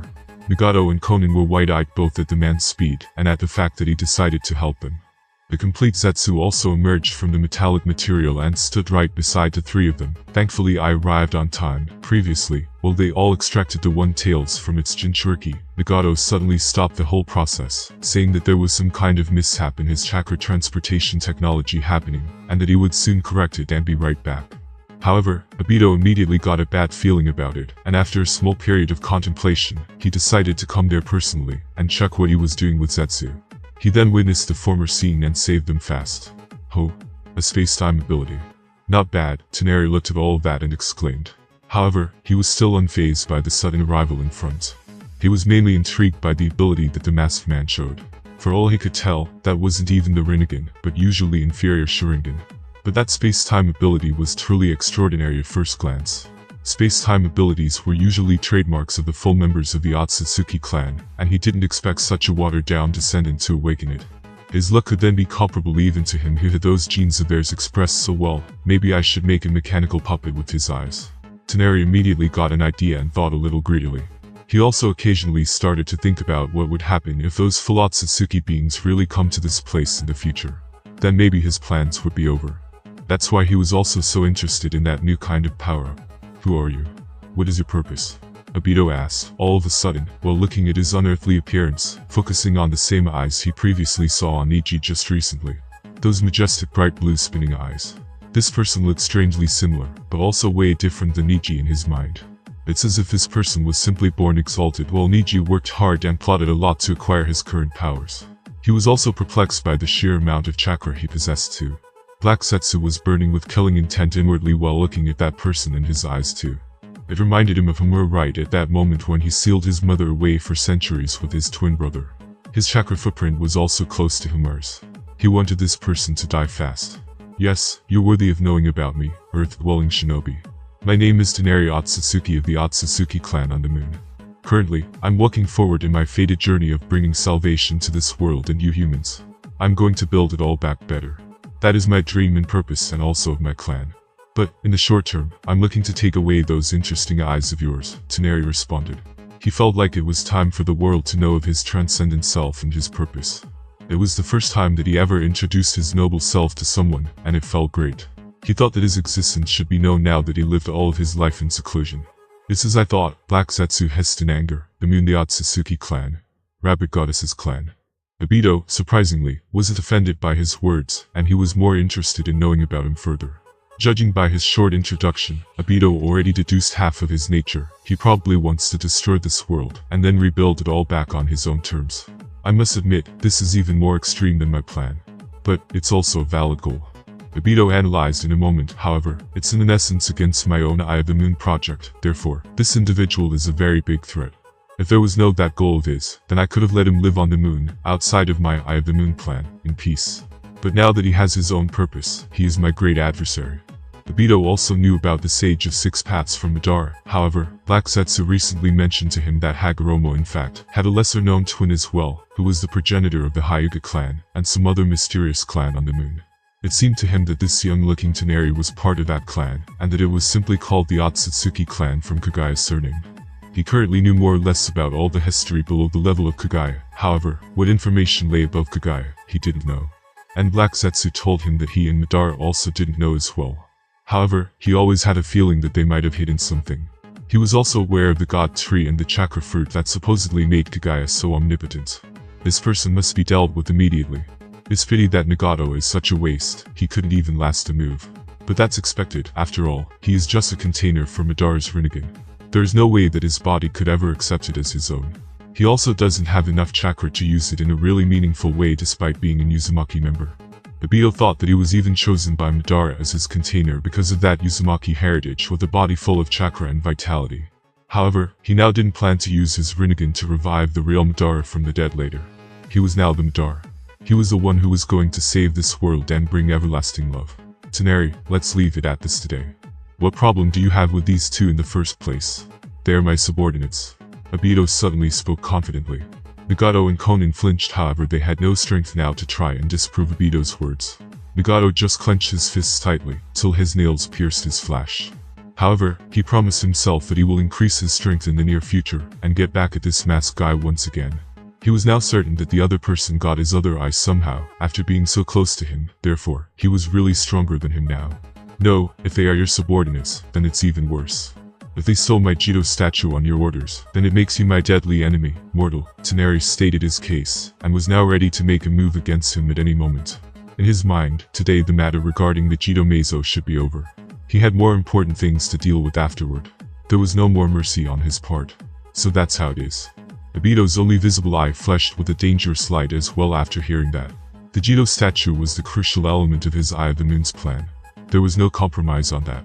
Without it, there was no creation of his ultimate perfect heaven for everyone. And, right in the next instant, part of his mask broke, and a dangerous dimensional portal started forming right on Toneri's head. Toneri's weirdly disturbed head got an interested expression, as he activated his Saiyan Tensogen Chakra mode, and survived the deadly long-range attack with success. Teleportation, long-range spatial twisting ability, what else have you got? Toneri smirked next. So all users of that Taijutsu have those distinctive chakra modes. But, only of different colors. Obito pondered. He wasn't that surprised by Toneri's speed as Neji also demonstrated it before, then how about this one? Obito thought as he suddenly transported himself even closer than before to Toneri, and then tried his short-range, even swifter, version of his twisting portal attack. However, Toneri, who was still in his Tensogen Chakra mode, easily dodged the attack, once again, with his sheer, enchanted thought processing, reflexes, and pure body speed, and this time, counter-attacking as well. He made a sword out of his truth-seeking material and swung it right toward Obito, already appearing in front of him. Nevertheless, Obito turned intangible and Toneri's sword easily passed through his body. Obito then returned back to normal, made a piece of sharp wood from his body, and slashed back at Toneri. He now had a really surprised look on his face, as he stopped that attack with his gravity. Thereafter, he tried to encase the entire Obito with his gravity, but then the man already entered his own Kamui dimension, and in the next instant got back to his previous position beside the complete Zetsu, Nagao, and Konan, who all wore dumb looks on their faces. Both Toneri and Obito were shocked by each other's strengths at the moment. He's definitely Neji, but with way more chakra, and who can pose really great threat to me and test the limits of my intangibility. If he catches me off guard, Obito ruminated in surprise and respect. Meanwhile, Toneri also had a similar expression and thought process, such all-around, great spatial ability. This is simply fascinating. Weird intangibility, instantaneous spatial vortex attacks, teleportation. This kind of opponent must be defeated with both tactics and brute force together. I could make him exhaust all of his chakra, and then kill him. However, I feel like that is nearly impossible. Obito tried to think of some ways in order to defeat this very powerful adversary. I could test the limits of his intangibility's duration, even if I needed to draw some meteors as well. However, there's no need to waste those powers anymore when I'm just about to fuse with them. I should power up, and then come back for them again. Toneri also strategized his course of action. You're lucky, you got to live for a while longer. Toneri chuckled coldly and swiftly went on his way. Obito looked at this, and let out a long sigh of reveal inside before speaking in a bossy kind of tone. Nagato, Konan, let's resume the sealing process right away. Other members are waiting already. You don't have to worry about your chakra. I will use more chakra of mine in order to compensate for yours. We will do it on time planned. Obito looked at them as if he was their new leader, and vanished with Zetsu, who also turned to give them a last funny look. From this day, Obito was the new secret leader of the Akatsuki, and they can't do anything against it. He even saved their lives. Konan looked at frail Nagato in concern while he looked blankly at the empty space and gloominess. Inside the Land of Rivers, nearly 3 days later, a decently sized group of shinobi arrived in front of the Akatsuki's old secret hideout, inside a cavern in the middle of a small river, guarded by a very large boulder. They were Might Guy, Rock Lee, Naruto, Kakashi, Sakura, and Lady Chiyo the Sinner. Chiyo was a short and elderly woman with black eyes and grey hair tied in a bun. She wore the traditional Sunagaker outfit, which consisted of a dark-colored, loose-fitting outfit with a poncho-like top part. They just stopped the two distinctive-looking people with black cloaks full of red and white cloud symbols. They were Tadara and Sasori, who also carried the lifeless body of Gaara alongside him. After Gaara got kidnapped by the Akatsuki, and as Konoha was Sunagaku's new ally, Tsunade sent Team Kakashi on a mission to save Gaara. While Might Guy and Lee were nearby, on their own mission, and were called upon by Kakashi's ninja dog Pakin to help. Lady Chiyo also came in hopes of finally putting an end to her grandson and the current missing nin, Sasori of the Red Sand. The rest of Sunagaku's forces were busy guarding against any kinds of surprise attacks from other great ninja villages, while the second honored sibling, Ibizo, and their Jonin commander, Baki, remained inside the village to keep order, while their new Kazuki Gaara was missing. Other Suna council members were already questioning how right was of him to become the Kazuki, and the situation needed to be kept under control. They could shamelessly depend on Konoha for support. Konoha was previously their biggest enemy, especially during the Second Great Ninja World War. Chiyo's own son was killed by the Konoha. Tsunade, the current Hokage, even countered Chiyo's personal poison expertise with her own medical expertise, and rendered their biggest reliance useless. These two occurrences effectively ended their once famed puppet brigade, the strongest force. They used to contend with other villages on equal footing. It was the start of what came now. However, they had no other choice now but to rely on that same Konoha, Tsunade, and her students. It was all for the greater good and their own survival. They got a chance to build such an alliance with Konoha, and they took it with both hands. After that failed attack in Konoha, they were like fish on a chopping board. They were even fortunate that Tsunade was Hokage instead of someone else. Not to mention that they currently really didn't possess any powerhouses of such S-class ranks to actually deal with the Akatsuki. Chiyo and her brother were around that level, but still not enough. Kinkuro and Tamari were still too young and unassuming, while Baki had just now woken up from his slumber after his student and the Kazuki got kidnapped in such a shameful way when a spy Sasori controlled took them all effortlessly. He finally exhibited some newfound signs of growth. To make matters even worse for the Sunagaku, they technically didn't lose just this one Jinchuriki. A few months ago, even the Seven Tails, sealed inside a girl from the Tokigaku, got taken away too. And it was their own tailed beast because Tokigaku was their own sphere of influence. It was like that for decades. They lacked water the most, and the village hidden in waterfalls had plenty of that. They were after all a desert nation with the worst geography of all great nations. They needed to create a large water canal from the land of waterfalls in order to exist in the first place. To pay them back, they allowed for the seventh tails to be sealed inside of them, instead of directly in the Sunagaku, because they thought that it didn't matter, since it was all their long-standing sphere. But it now proved to be a wrong decision, as their forest there failed to safeguard the beast, and it took them too long to come there and help, while Tokigaku's own shinobi were too weak to fight. And that signaled that they effectively lost the two only weapons of mass destruction that they possessed, lowering their status inside the 5 great ninja villages even further. Their cages got assassinated left and right, they got no real elites, their own daimyo was often giving them cold shoulder, and now they even lost their strongest weapons. It was no wonder that they treasured their alliance with Konoha currently so much. It was their last lifeline to survive during these hard periods. At times when the world was most turbulent in decades, they were the weakest of all time. Chiyo was sure that Sunagaku would have already been attacked by other great villages recently, were they not so hard to actually invade due to various reasons. They were surrounded by a vast desert, the village's natural deterrent against invasion, which few foreign powers would be willing to endure because of the harsh sandstorms and water scarcity. Sunagaku also lay in a fortified valley behind cliffs of rock, with a passage in and out of the village, restricted to a single cleft between 2 cliff faces, making the area very hard to attack from the ground. The only reason Gaara got taken so easily in the first place was because Sasori knew the terrain very well and had a spy, a Jonin named Ur, tasked with the village's security, under his control. The other invader could also attack from above. Not even their shuriken machine gun-like weapons managed to take that person out then. Previously they even had to rely on Sakura Hikure, Hokage's disciple, to save Kankuro and create an antidote with which they were going to counter Sasori later. Chiyo planned to use that antidote, and her great knowledge of Sasori's abilities, in order to defeat him once for good, and end his evil ways. Upikor was one of the 3 principal fighting styles of the Sunagaku, the other 2 using wind battle fans, and using cloth binding. A few of the previous Kazuki used the first 2 of them. Just now Konoha's forces and Chiyo gathered in front of this hideout, but couldn't enter because of the barrier. Then, all of a sudden, the barrier ninjutsu got released, and then they stopped Tadara and Sasori, who attempted to withdraw from the other side of the cavern, through the forest behind. Damn, Sasori my man, and here I thought that we could just withdraw peacefully now. Tadara jokingly commented. He had slanted blue eyes and long golden blonde hair, which he wore drawn into a half ponytail, with the rest hanging down freely. The bang hanging over his left eye is what concealed his eye scope, signifying that he was a long-range fighter.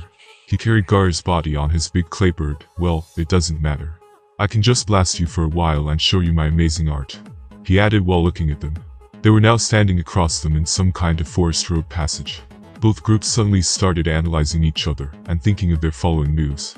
Tadara Iwagakure was a prodigy with great expectations placed upon him, and praised equally as a genius shinobi and as a talented artist.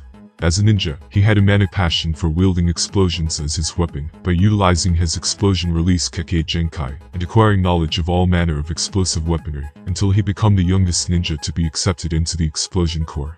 As an artist, he was exceptionally gifted at sculpting clay into all manner of animals, people, and more abstract shapes which earned the appreciation of his peers, and even influenced the designs of his earth ninjutsu. Once Tadara heard of a kenjutsu that can knead chakra into inorganic substances, he realized that he might be able to combine his two greatest passions. Being as impulsive as he was talented, Tadara wasted no time in seeking it out. He infiltrated the secure vault for Iwagakure's most prized techniques and weapons, found the kenjutsu, and used it there and then to permanently transform himself. Unlike most who had attempted it, he survived the risky process and grew human mouths on both hands and his chest, complete with teeth and tongue. However, it broke his village's several laws, and he was forced to immediately escape and rush. Then while using that explosive clay to take out his evil pursuers, Tadara found the name of that he ultimately sought all his life. It was the art of a single moment. And not just his art, it also became his life philosophy. Tadara now lived for the moment, creating explosions, fighting people, proving his art's worth, and others. For that reason, Tadara and Sasori, who was a way calmer person, frequently argued. Also, they held different views of artistic concepts. Tadara thought that art is what lasts within a moment, while Sasori believed fine art is something that lasts for eternity. This clearly reflected their individual fighting styles. Tadara made clay sculptures that exploded. Sasori made long-lasting puppets of humans, even from his own body in the end. But they still secretly respected one another deep down in their minds. Both Sasori and Tadara were recruited into the Akatsuki in the same way by losing their battles against some previous Akatsuki members. They were told earlier by the leader of the Akatsuki to retreat as soon as the sealing process was over, and to not engage these intruders any further afterward, even if there was another important Jinchuriki in their group. Both Sasori and Tadara noticed that the person started behaving really strangely during the sealing process, right after he made that pause, saying that there was an error in his chakra transmission technology. Konan, the closest person to Pain, also appeared out of it in a way. Kisame and Itachi, who were nearby, held back some of the intruders, while sealing was still in the process, by using Pain's shape-shifting technique, and sending clones with parts of their chakra. When using it, Pain allocates a portion of an individual's chakra to a living human sacrifice. This causes the sacrifice to become the individual's identical copy, complete with perfect imitations of the original's Kekkei Genkai, such as the Sharingan, and unique weapons, such as the Samehada. The original then controlled their copy remotely, thus making the copy's movements and knowledge indistinguishable as well. But the copy is limited by how much of the original's chakra they are given, so particularly chakra-taxing jutsu cannot be used. Once the chakra from the original runs out, the sacrifice reverts to their own appearance, and they die. It bought them some time to finish. Sasori just remained silent while looking at Chiyo, among the crowd, who was also a little disturbed after seeing him now. Naruto looked into Gaara's state feeling stunned and angry, while Kakashi and Sakura tried to calm him down. He already manifested some of his Nine Tails characteristics on his face. Might Guy and Rock Lee was already ready to fight. They were now the last members of their original team after Tenten seemingly vanished from Konoha overnight, a few weeks ago, but more likely than not, Neji just came and took her with him, as he left some subtle clues on the scene too. Tadara started mocking Naruto a little. Well, he's dead, can't you see? What is the point of being mad about something you can't change? Shut up. Naruto started getting even more furious despite all of his personality changes in recent times. Gaara was really one of his closest friends. Granny Chiyo, you have gotten so old and frail now, therefore, I will not be adding you inside of my collection. Sasori snickered. Sasori, I will be the one to personally end you. Chiyo responded, after removing all of those emotions from inside her, after seeing Gaara's situation. She knew that was just his main puppet, and that the pink-haired Sasori was inside of it. She prepared her chakra strings for battle, and started whispering something to all the people beside her, while Sasori smiled. He also took a sudden very dangerous look at the white-haired man in front of him with Konoha's headband. He quickly realized that he was the son of that person who killed his parents in that war. Pity that we aren't allowed to fight here, but he's giving me a way stronger feeling than previously described in the black market. Sasori had a vast spy network in the entire continent due to his unique ability to control people like puppets, and was therefore knowledgeable about a lot of different matters. He realized that today they might have a tough time escaping and will instead have to rely on tricks. Might Guy's strength was known, Chiyo was knowledgeable of his fighting style, while even Kakashi had a special saber on his back, the same one that killed his parents then. Nowadays, he was busy learning new kinds of ways, from all over the ninja world, for the possible elevation of his art. To improve his new puppet body, and acquire some new puppets, but it didn't mean that he didn't want to take revenge too. If that person really tried to get in their way currently, maybe I'd decide to use that thing today, and add the Kakashi in my collection, Sasori pondered. Sasori grew up in a sad and lonely environment, due to the absence of parental love, after Tsukumo had killed his parents during the Second Great Ninja World War. When introduced to the art of puppetry by his grandmother, Chiyo, he grew a little happier. He eventually created puppets in the likeness of his parents, but when he realized that the puppets could not give him the actual love that he desired, he became nihilistic, cold, and aloof, which led to his general disregard for human life. Sasori even went so far as to state that he would feel nothing if Chiyo died, as he claimed that his heart had become like his puppet body, without any emotions. Neither did Sasori have any loyalty for his village, as he defected to pursue personal interests and even assassinated the third Kazekage in a sneak attack, and by poisoning him, which caused tremendous damage to the Suna. Trained by his powerful grandmother, Chiyo, in the art of puppetry, since he was very young, Sasori was an extremely powerful puppeteer, and had great skill in creating and controlling his puppets. He created a number of ingenious ones, including the 3 main puppets that Kankura uses, which were made in Sunagakur before he fled. Now he numbered nearly 300 different puppets in his collection, including one of the strongest Kazekage ever, the third in line, and his magnetism. He was also a long-distance fighter like Dodar, therefore he devised this puppet-like cocoon called Haruko, which he was operating from, to try and overcome that weakness of his at least a bit. He had tremendous skill with chakra threads, suppressing them to the point that they became invisible, and he could control upwards of 100 puppets at the same time, a feat thought impossible for ordinary shinobi. Sasori can also control living people as puppets, even against their will, if they are weakened enough. His usage of puppets was at such a high level that he made mere techniques appear as an artistic performance, which he called his Red Secret Technique, similar to his famous nickname, Sasori of the Red Sand, which he earned during the Third Great World War in the past. Sasori's puppets were unique in that they were made from the still living bodies of humans. These human puppets were more versatile than regular puppets, since, in addition to possessing many dangerous devices installed within them, as is common with regular puppets, they were also able to use chakra and perform any techniques or Kekkei Genkai that they possessed during their lives. Being the developer of this form of puppets, he is also the only one who knows how to make them. Haruko was Sasori's 11th puppet and the one that he used as both the weapon and armor. Having worn a puppet, Haruko served as a means to eliminate the puppeteer's prime weakness of being a separate and exposed target. As Haruko was one of his favorite puppets, Sasori also adorned it in Akatsuki attire for nearly the entirety of his tenure in the organization. Because of this, only certain members like Orochimaru, Tadara, or relatives like Chiyo knew Sasori's true face, while others had no idea that Haruko was not his actual body. While within Haruko, Sasori maintains the ability to see through the puppet's eyes and speak through it in a deeper and hoarser voice, as well as use jutsu. Sasori suddenly exchanged his gaze with Tadara. And due to such a long time of working together, they immediately understood what they should do in order to withdraw and how to cooperate. Puppet technique. Prosthetic arm sending. Sasori fired the first attack out of everyone. His Haruko armor fired the puppet's torpedo-shaped left arm toward the enemy. The arm rotated at high speed, launching the wooden cylinders attached to it. The cylinders then opened, each one releasing a large amount of sending, creating a quick rain of poisoned needles in all directions. He then also started moving its body around and firing even more poisonous needles from his puppet's mouth. He used his gigantic metallic tail as some kind of extension of his puppet to move around attacking. Everyone immediately started dodging, without much difficulty, as they were not on a level where that kind of attack could hurt them. However, they didn't manage to grasp something else. Tadara grinned in ecstasy as they were guided by Sasori, right toward his previously hidden explosive clay trap bombs. However, it forced Chiyo to immediately summon her 10 puppets and start cleaning the landmines. They were called the White Secret Technique. The Chikumatsu collection of 10 puppets, her strongest puppet jutsu. They pass various abilities perfect for swiftly dealing with all of those deadly mines. Sakura, Lee, Might Guy, and Kakashi started jumping around to dodge. These 10 puppets were created by the first puppeteer Monsumin Chikumatsu, and later came into Chiyo's possession, the use of which earned her great fame. These puppets are very powerful, as Sasori claimed that there were rumors that they had been used to take down an entire castle at one point in time. The Chikumatsu collection has terrifying prowess in Taijutsu, Ninjutsu, Yukijutsu, and so on.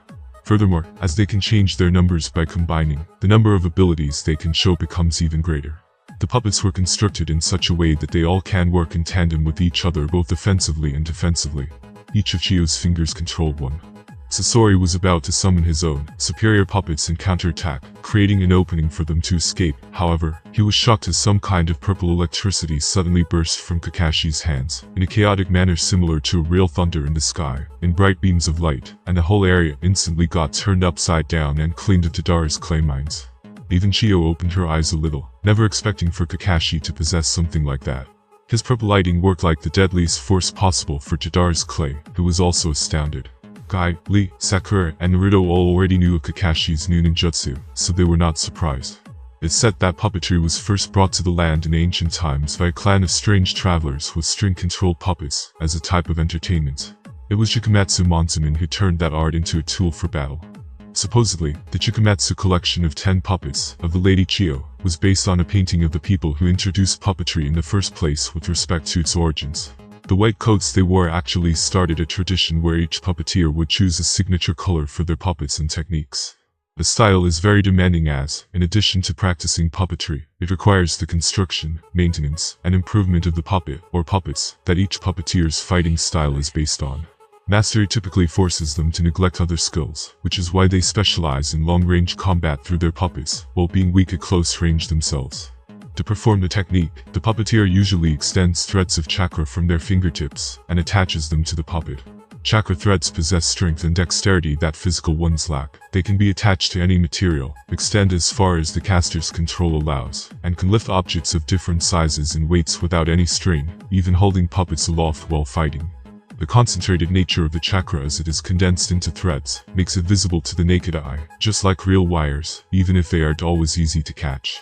But that chakra can be suppressed to the point that the threads are invisible but still effective, a skill that every puppeteer learns to prevent their enemies from learning the location of their true body, if they choose to hide while their puppet fights in their stead. Each thread connects to a different part of the puppet, and the movements of their arms, hands, and fingers control its body.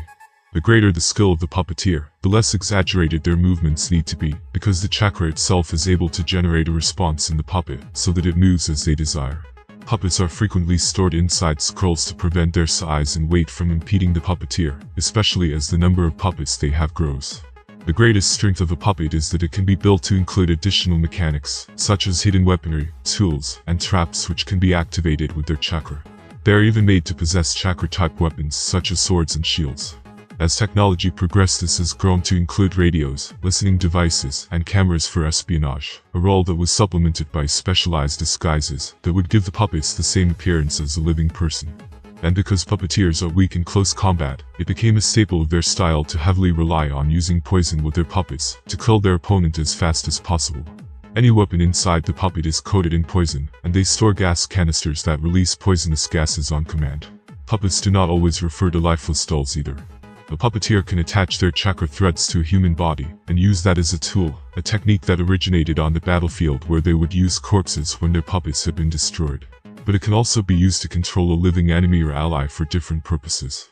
The second Kazuki-age shaman, for example, was unorthodox in his style of set puppet technique. Instead of controlling as many puppets as possible, he focused on controlling only one puppet at a time. But these puppets were large and complex constructs filled with incredibly complicated weapons arrays that made fighting them a nightmare. Shaman was also someone who saw value in puppets and could move, resulting was a technique that was able to animate his puppets with chakra without threats, and allow them to move autonomously. They were, however, quite limited in ability and intelligence. Other great puppetry masters besides him and the creator himself were Chiyo, her son, and Sasori, who could even destroy an entire himself with his 100 red puppets. While Sasori has already surpassed the supposed limit of what a puppeteer could do by controlling 100 puppets with chakra threads from his fingertips, and then revolutionized puppetry itself with the invention of human puppets that surpassed any man-made puppet. The culmination of both these skills is the Red Secret technique.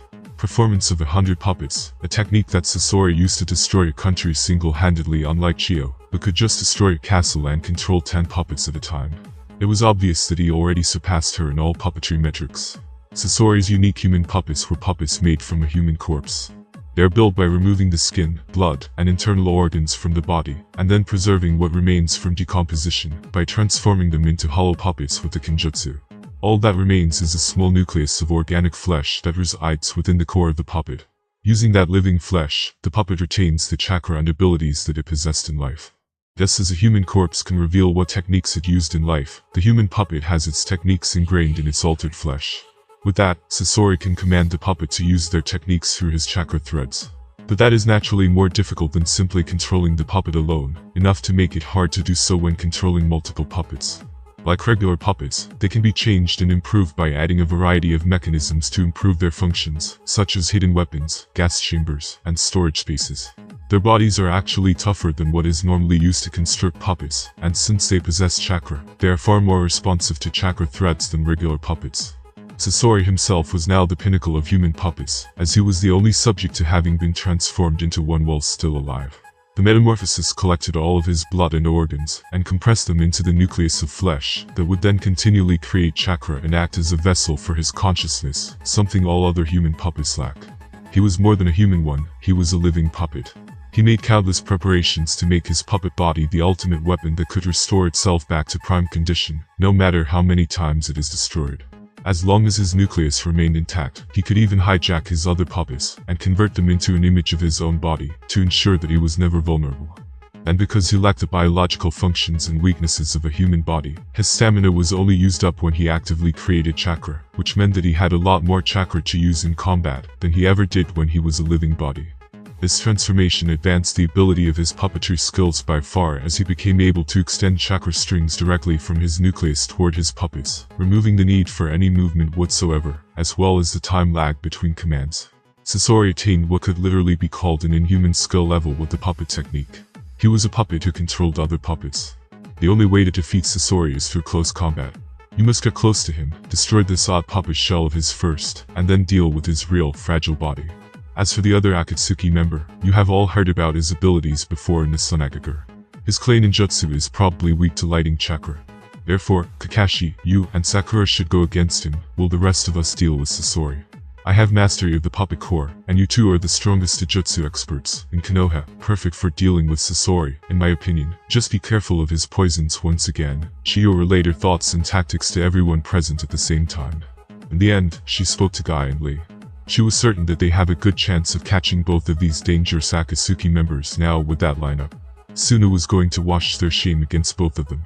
She was the oldest out of the bunch, by a large margin, and also held the most battle wisdom, as well as an extensive understanding of this second, unknown Akatsuki member named Sasori. In her status, she was also one of the two legendary elders of the Sunagager, so they listened to her first. They all secretly also knew about Sakura's antidote as well, which they didn't mention out loud, in order to later try and trick Sasori in that way. They already had shots of that antidote now on them. Everyone nodded to her strategy. Guy and Lee pumped themselves up, and Sakura tied her hair, while Kakashi pulled his short blade out. However, at this time, Chiyo went over and whispered something to Naruto, who was still frozen in place because of what happened to Gar. Don't worry, I have a jutsu that could revive Gar. Your task is just to take his bodies away from those two. I hope that you can do it, for Gar. Chiyo suddenly smiled to Naruto, who now looked like he was about to burst with joy, his nine tails whiskers vanishing. He was connected to Gar in more than one way. Not just because of their friendship, but because of their shared goals and their situations regarding the tailed beast sealed inside of them as well. He nodded in joy and promised her, "Don't worry, Granny. I will bring back Gar no matter what happens." Chiyo also heartily smiled now after seeing his joy for Gar, despite knowing that she would die after using that jutsu. She would do anything for her village, including giving her old, sinful life, which was responsible for the creation of this monster in front of her. Gar was their Kazukiage, and the strongest force inside of their village, even without his tailed beast. Therefore, she was much more worthy to live than her. He was also of their ruling Kazukiage clan, and he was the only one to currently pass the magnet release. Moreover, he was just beginning his shinobi life, while she was truly an old, useless shinobi. The user of that Kenjutsu technique, giving their life force to the target, uses all their chakra as an intermediary. This technique can be used on both the living and dead. Using it on the living can save and restore the target from an otherwise fatal condition, but will have to leave the user greatly exhausted. When used on the dead, the user will find certain death in exchange for the soul of the deceased. The only one who could use this technique was its developer, Chiyo. The purpose of the technique was to give life to puppets, increasing their efficiency in battle. Chiyo also wished to give the mother and father puppets, the souls of Sasori's parents, but it was impossible at that time. Sakura, try and entrap that person in your new genjutsu and stay back as a support while I finish him, Kakashi whispered to Sakura, who was beside him as he prepared to engage Deidara. Sakura nodded with a serious look. Tsunade gave her a new A-rank genjutsu, due to all the increasing threats that Konoha experienced recently, which she quickly learned thanks to her talent in genjutsu, yin release, and chakra control. It was a famous technique of the second Hokage, Tabarama Senju, and one of the strongest genjutsu techniques inside the Konoha. The user places a hallucinatory darkness on a target's eyesight, causing them to see nothing but black. It was like the sensation to be at the bottom of a deep hole. Because the target cannot see, they are very vulnerable to attack. Kakashi wanted to bring this Akatsuki member alive and interrogate him with his purple electricity and Sakura's genjutsu. He was also pleased with how their current team developed, Naruto as well. He was preparing to finally start learning the Sage mode from Jiraiya on Mount Maiboku, and this mission interrupted that. And with that, Naruto could finally use his Rasen Shuriken safely, by coating it with Senjutsu chakra and throwing it into the distance, and even using greater massive Rasengans like Jiraiya. After that point, Naruto would have definitely surpassed them all inside the Konohagakure. Guy and Lee were confident about this fight. They thought that with this kind of luxurious lineup, these two Akatsuki members were done for.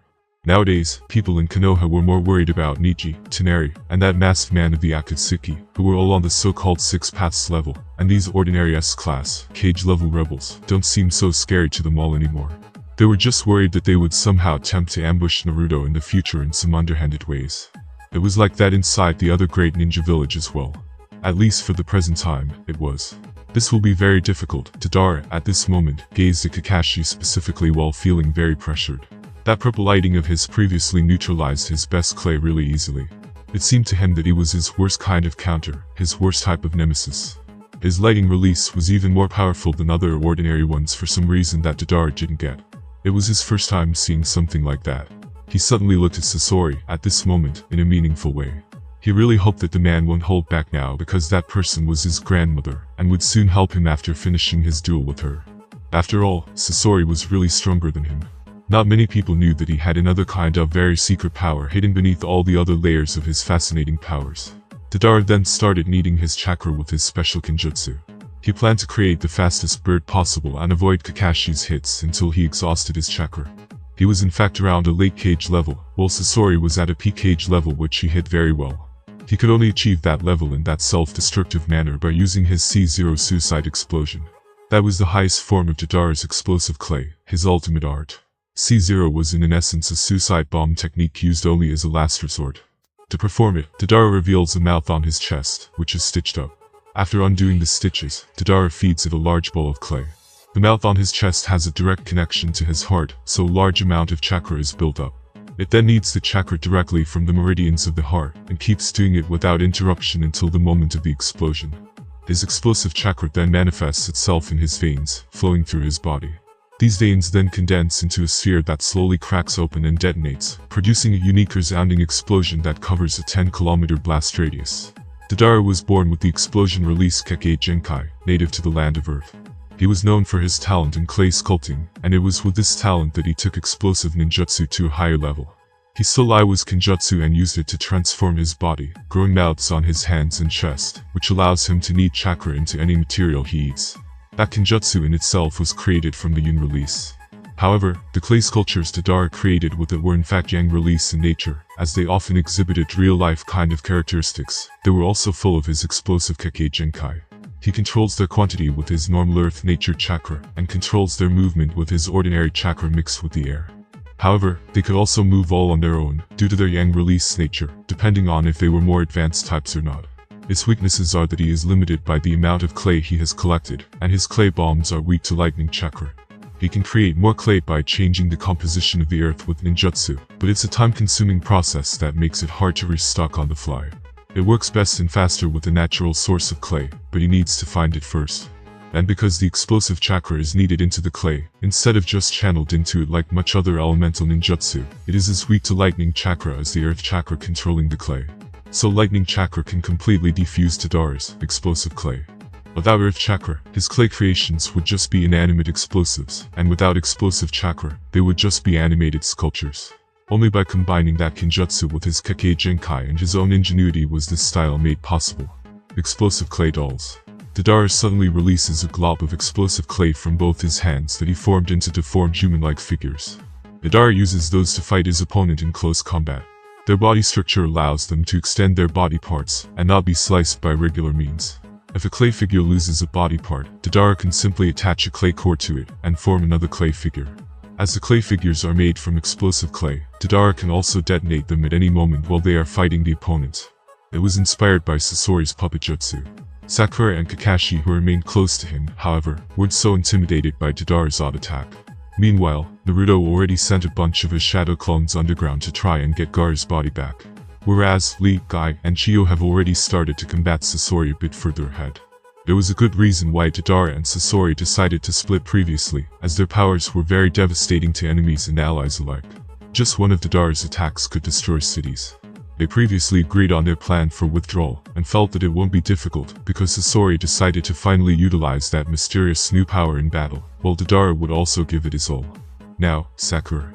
Kakashi suddenly verbally signaled, and Sakura immediately produced the necessary hand seals, as she cast her new Genjutsu Bringer of Darkness technique, trying to trap Deidara in infinite darkness ahead. At the same time, Kakashi already instantly waved his own hand signs to perform his own set of jutsu, Shadow Clone. Purple Electricity. Lightning Transmission, Purple Electricity. Lightning Release. Lightning Beast Tracking Fang. He swiftly neutralized Deidara's clay creatures, and in the second used his fastest body speed to come closer to Deidara, who he thought was under Sakura's A-class Genjutsu now, and finish him off. Naruto was also ending toward Gaara's body, his main goal, which was under the possession of one of Deidara's medium-sized clay birds. Kakashi was already in front of Deidara, while unleashing his chakra sword saber to try and slay him in a flash. His sword glowed in dangerous purple light, and could divide Deidara's body in half if hit. To achieve that extraordinary speed, Kakashi employed his newfound lighting release, Body Flicker. It was too dangerous to be used in combination with his purple electricity, however, even ordinary lighting release chakra nature would suffice.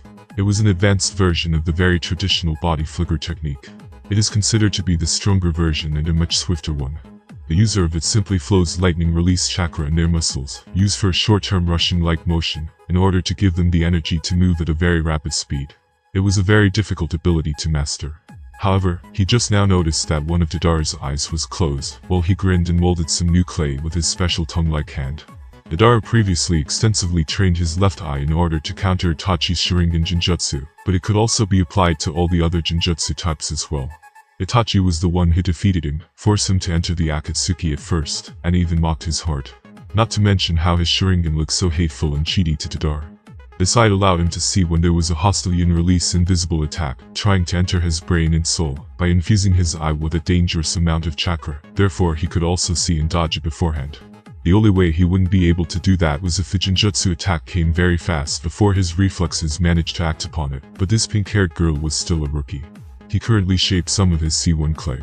It's the most basic and versatile form of his explosive clay. The user of that said technique molds their clay into figures, often resembling animals and insects. Depending on the size of the animal, the user can use them as a mount in order to fly. Some even share the abilities of the creatures they are modeling after, such as those resembling birds capable of flight. This feature makes them excellent for covert operations. The explosive power of these clay creatures is the lowest level of the user's bombs, but nonetheless effective. He now summoned a giant centipede that launched him high in the air, from beneath his feet, to avoid Kakashi's assault. However, while the giant white-colored centipede propelled him into the air, Naruto managed to sneak from the ground, and steal Gaara's body back emotionally. He then moved back to guard it. Afterward, Naruto planned to fight with his clones from the distance, and protect Gaara carefully. Deidara noticed this and felt a little irritated inwardly. They planned to use Gaara as a part of their plan to escape, however, he was robbed from him as soon as the battle began. He then gritted his teeth and quickly started making some C2 clay, feel this art. And to make him some more time, he created hundreds of ordinary C1 bombs, and threw them all toward his enemies below. However, Kakashi's purple lighting light sword slashes neutralized them all again. Damn, that Kakashi had it, when did he get so strong? Deidara wondered as his C2 jutsu was finally done and it manifested. It was done in the form of a dragon. The C2 clay was one of Deidara's specialties that requires the use of both of his palm mouths to create a large dragon. The dragon itself is capable of flight, and, while Deidara is safely on its back, the dragon can spit out smaller clay figures that attack the opponent like guided missiles. These independent missile-like creatures take the form of a greatly reduced version of the larger dragon that created them. However, despite this decrease in size, they are still relatively larger than a normal person. Each is capable of tracking its intended target and producing a significant explosion proportional to size upon contact, but as they emerge, they consume a substantial amount of clay from the original dragon, initially extracting it from the creature's tail. This ultimately limits the number that each C2 dragon is capable of creating. Before clay must be sacrificed from more vital areas, such as the body or wings. By using more clay, the missile's size and explosive power can be substantially increased. And that all was just Tadara's second most powerful clay technique. Naruto, Kakashi, and Sakura were a bit surprised at this time. Kakashi Haddock, I wonder what can you do to reach me now? I will just destroy you three from the distance. Tadara was now flying on his giant dragon high in the air, and he taunted them a bit. He immediately started creating his lesser-sized dragons, which acted as very potent and scary guided missiles, Purple Light Slash. Kakashi on the ground started creating his strongest sword chakra waves, mixed with his purple electricity. He barely managed to destroy Tadara's missiles in midair, because they changed directions while they traveled.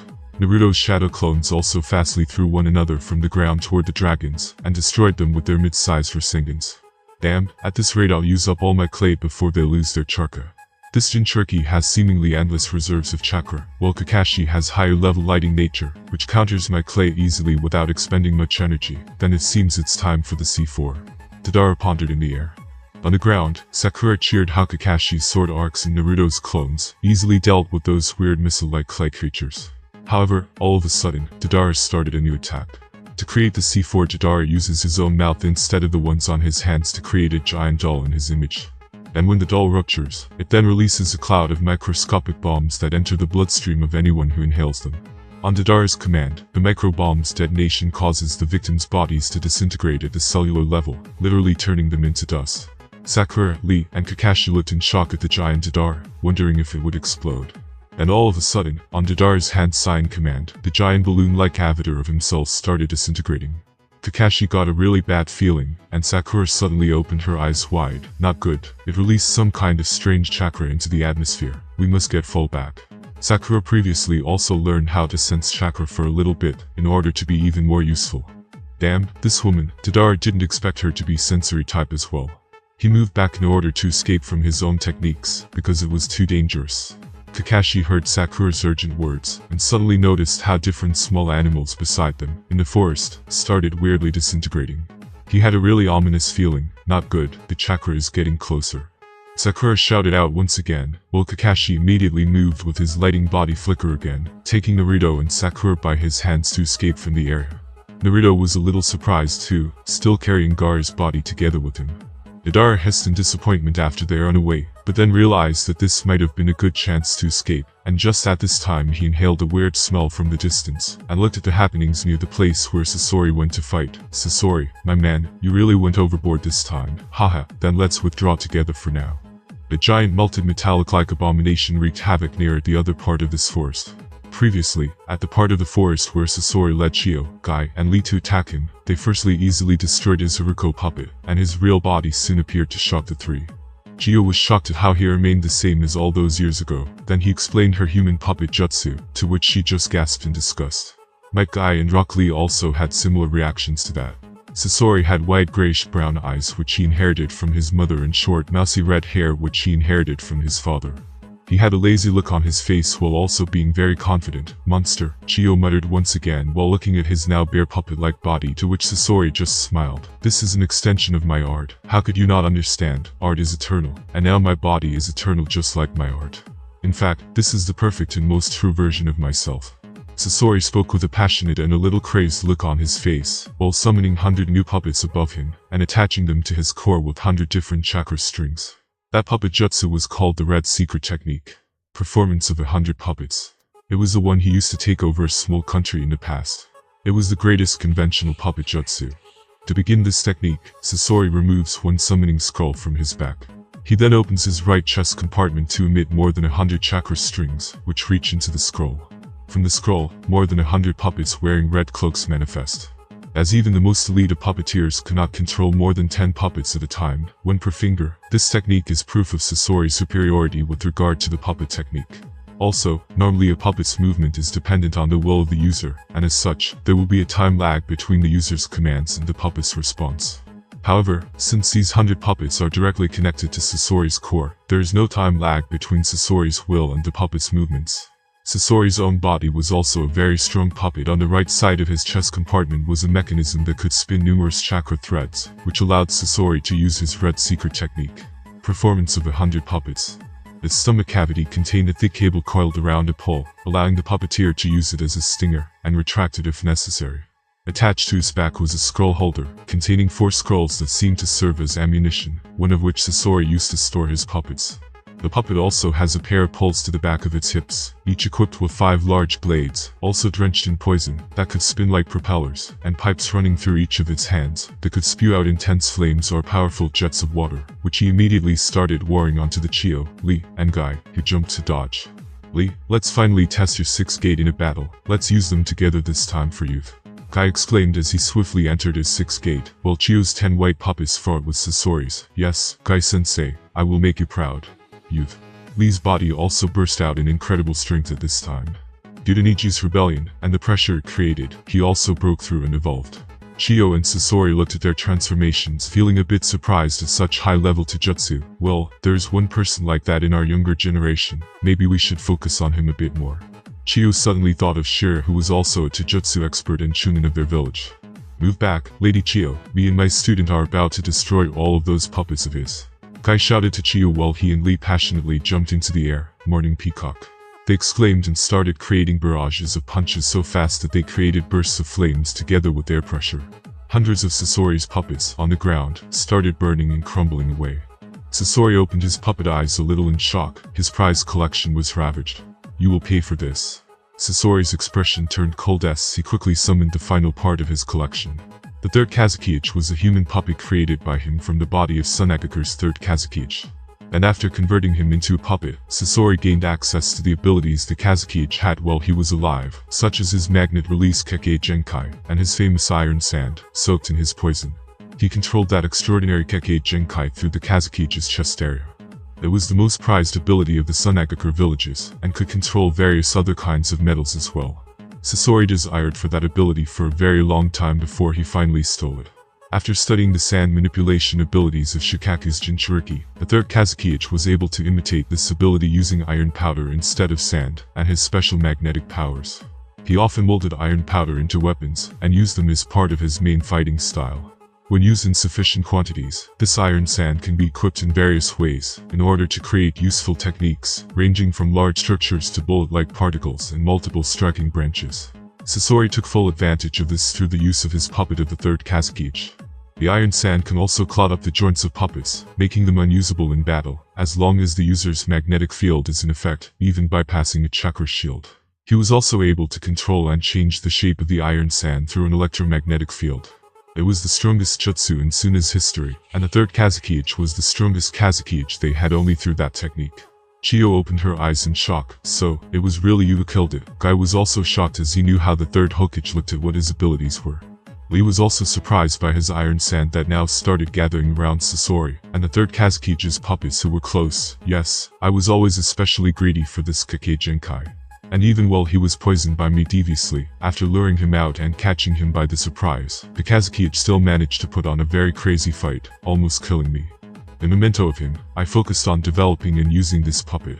Sasori spoke passionately before putting that iron sand together near him, and finally attacking, Iron Sand Drizzle. That was a gunshot-like attack which uses iron sand hardened into minuscule grains to attack simultaneously across a vast range. The bullets are so fast that they are difficult to see. The moment the user has finished preparing the attack, evading it becomes extremely difficult. Using the repellent force of magnetism, the speed of the bullets is rapidly increased after they are shot. Furthermore, the user can also use an attack pattern where the iron sand bullets are shaped into sharp needles, increasing their ability to wound or kill the opponent. Since the iron sand has a magnetic force and, when used by Sasori, was also drenched in poison, defending against this technique is almost impossible. This technique is especially threatening to puppet users, since the puppets can be rendered immobile if the sand gets lodged into their joints. However, due to their inhuman speed, both Guy and Lee managed to dodge the attack, while Chiyo defended with her puppets for a while, before Sasori smiled and launched another technique on the trio, Iron Sand Gathering Assault. This technique greatly increases the hardness of the iron sand, creating a gigantic steel-like weapon in an instant. The weight and size of these shapes are so great, they can easily shatter bedrock and break through most defenses with a single hit. Because the weapon is made out of iron sand, the shape can be whatever the user wants, and can even be changed during the fight. This allows the user to create the best weapon for the fight, by taking into account the opponent's abilities and the surrounding environment. Since the iron sand generates a strong magnetic field, the opponent cannot use any metal weapons or tools. Chiyo's entire collection got destroyed after a while Guy had to pick her up, or else she would have been hit. Lady Chiyo, support me from behind. I'll deal with this. Guy subtly said to the two while promptly entering his 7th gate form. Lee and Chiyo looked at his blue aura in amazement. Lee decided to attack with his fiery punches from the distance, while Chiyo would try and pinpoint a weak spot in Sasori's puppetry. He shouted once he finally entered his form, and decisively rushed towards Sasori, so fast. Sasori was caught by surprise after watching Guy's speed in that new aura.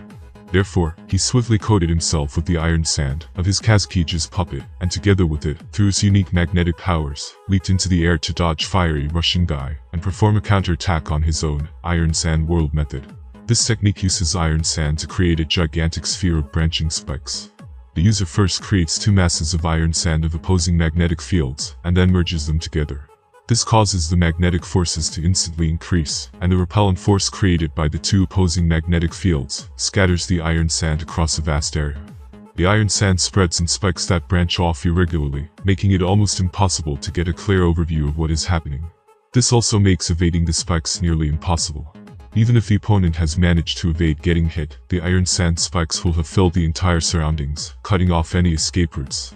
With the opponent trapped, the user is free to attack in person. Because Sasori coats his iron sand in his lethal poison, the technique is even deadlier. If one of the spikes so much as scratches the target, it will introduce enough poison into the target's body to kill them. However, Sasori was stupefied because Guy's body passed straight through his iron spikes, breaking them like they were wooden toothpicks, ignoring the poison, and then jumping straight toward him. His word bodily blue aura is evaporating all of my poisons before they even enter his body. This body art is really interesting, one of the weirdest things I've ever seen. Sasori mulled over. He could easily break through this iron sand that encases my body. Then what about going even further in the air? How far is your jump? Sasori contemplated, and then he created a new technique. Iron sand. Black iron wings. The user of this iron sand technique creates wings out of iron sand that can be used for flight. Using these wings, the user can also generate feathers in the form of homing missiles, as well as can combine the wings to form a giant spear. The third Kazukige's puppet presently created those wings on Sasori's body now, and then guided them both higher into the air, while still connected to Sasori by a thread. Sasori also started firing his quickest and sharpest projectiles from his new wings toward Guy. The third Kazukige's chest area glowed even brighter from more chakra and Kekkei Genkai usage. His Kenjutsu human puppet technique was obviously based on the Yang release, giving life to already dead human bodies from their flash nucleus, combined with mechanical shells. Therefore, they had their own chakra-like reserves, and if they run out of them, they could be supplemented with his own as well to continue manifesting their own techniques. Hence, it meant that they had even more chakra to use now than when they were alive. You strong, my Guy. Sasori and Guy descended onto the ground again, Sasori creating more and more iron sand around him now, as if preparing for a new technique. You even forced me to use this Kenjutsu technique, good job. Granny Chiyo, you should now also witness the limits of my true power. The people who had seen this technique are mostly dead now, only Dodara knows about it. The three people across him looked astounded as Sasori started performing the required chemical procedure to create his personal, unique pseudo-Kekkei Genkai element he named the Mercury Release. The really weird and odorous kind of smell quickly filled their nostrils. Sasori grinned as he released all of that iron sand to fall in front of him in a form of a free torrent. Then one of his hands started ejecting fire out of it, in order to smelt that iron, while the other hand of his started ejecting a poisonous mist, with a special and unique chemical composition, into the mass of iron in front of him, mixing it all together. That chemical makeup was mostly made by changing his chakra into that substance. It required a great deal of intricate chemical knowledge, and this mercury he created was even more poisonous than all the other direct poisons that he used to create in the past. It could cause mutations in the DNA chains of people by just being close to it in a form of free radicals.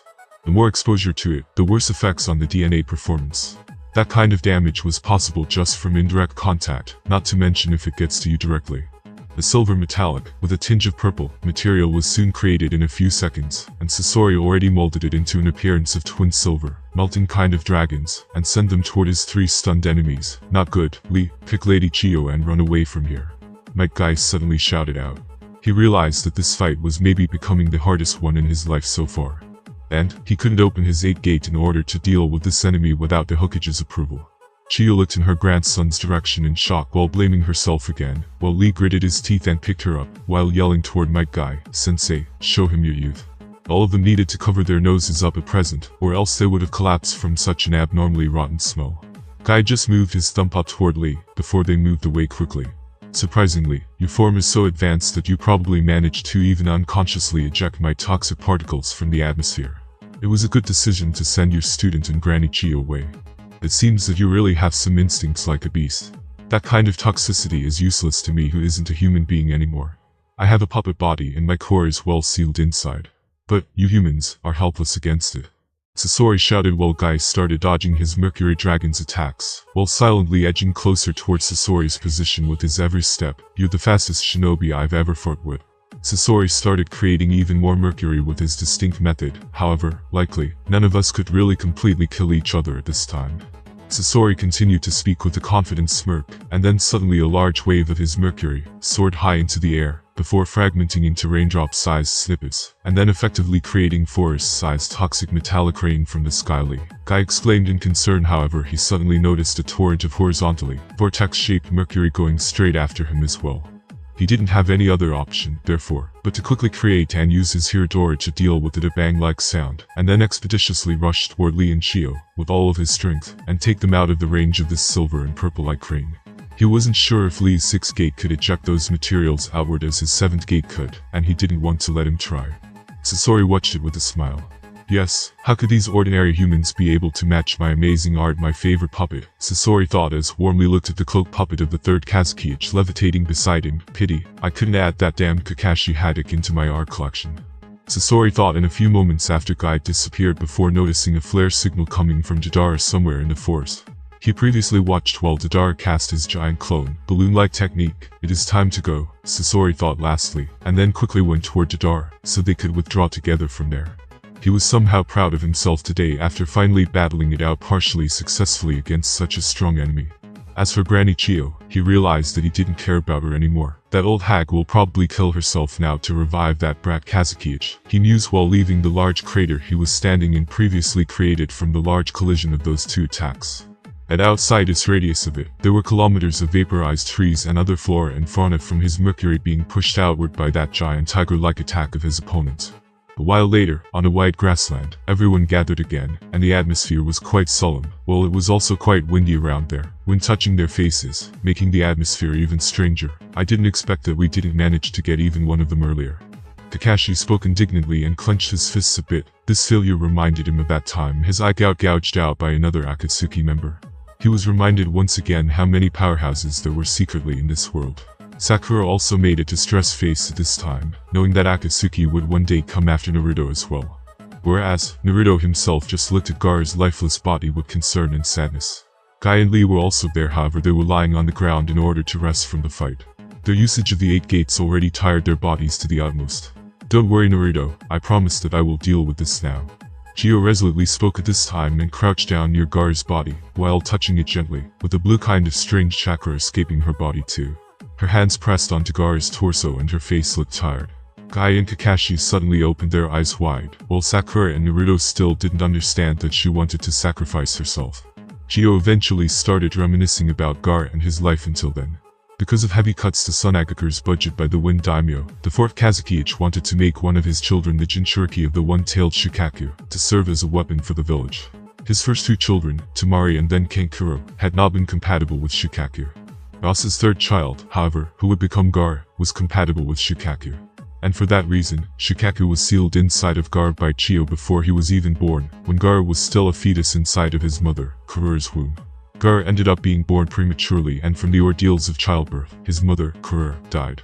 Before dying, Karura looked lovingly at Gaara's small form, and vowed to always protect him, which she did thanks to that amazing power she gave him. Gaara was consistently warm to others during his early life. Although most of Suna's villagers feared and despised him, he was able to persevere due to the love that he felt from his uncle Yashimaru and his mother on her deathbed. His father, Rasa, however, believed these niceties were impeding Gar's development as a Jinchuriki, and as such had both taken from him.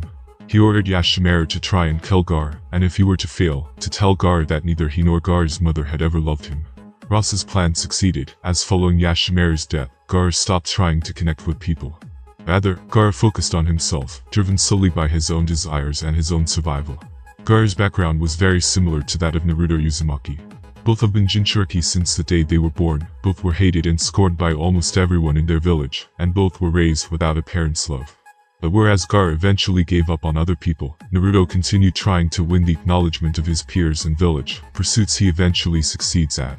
Whereas Gar seeks strength only in protecting himself, Naruto seeks strength in protecting the friends he makes.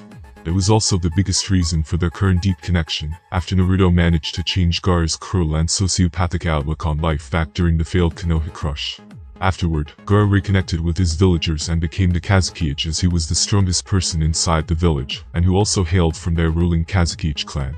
This was the same reason why Chiyo presently decided to bet her own life on Gar. He was a true middle cage level powerhouse, the strongest one in their village, even without Shikaku, due to his father's distinguished magnet release, and his mother's spiritual powers, that always protected him in a form of his fastest sand.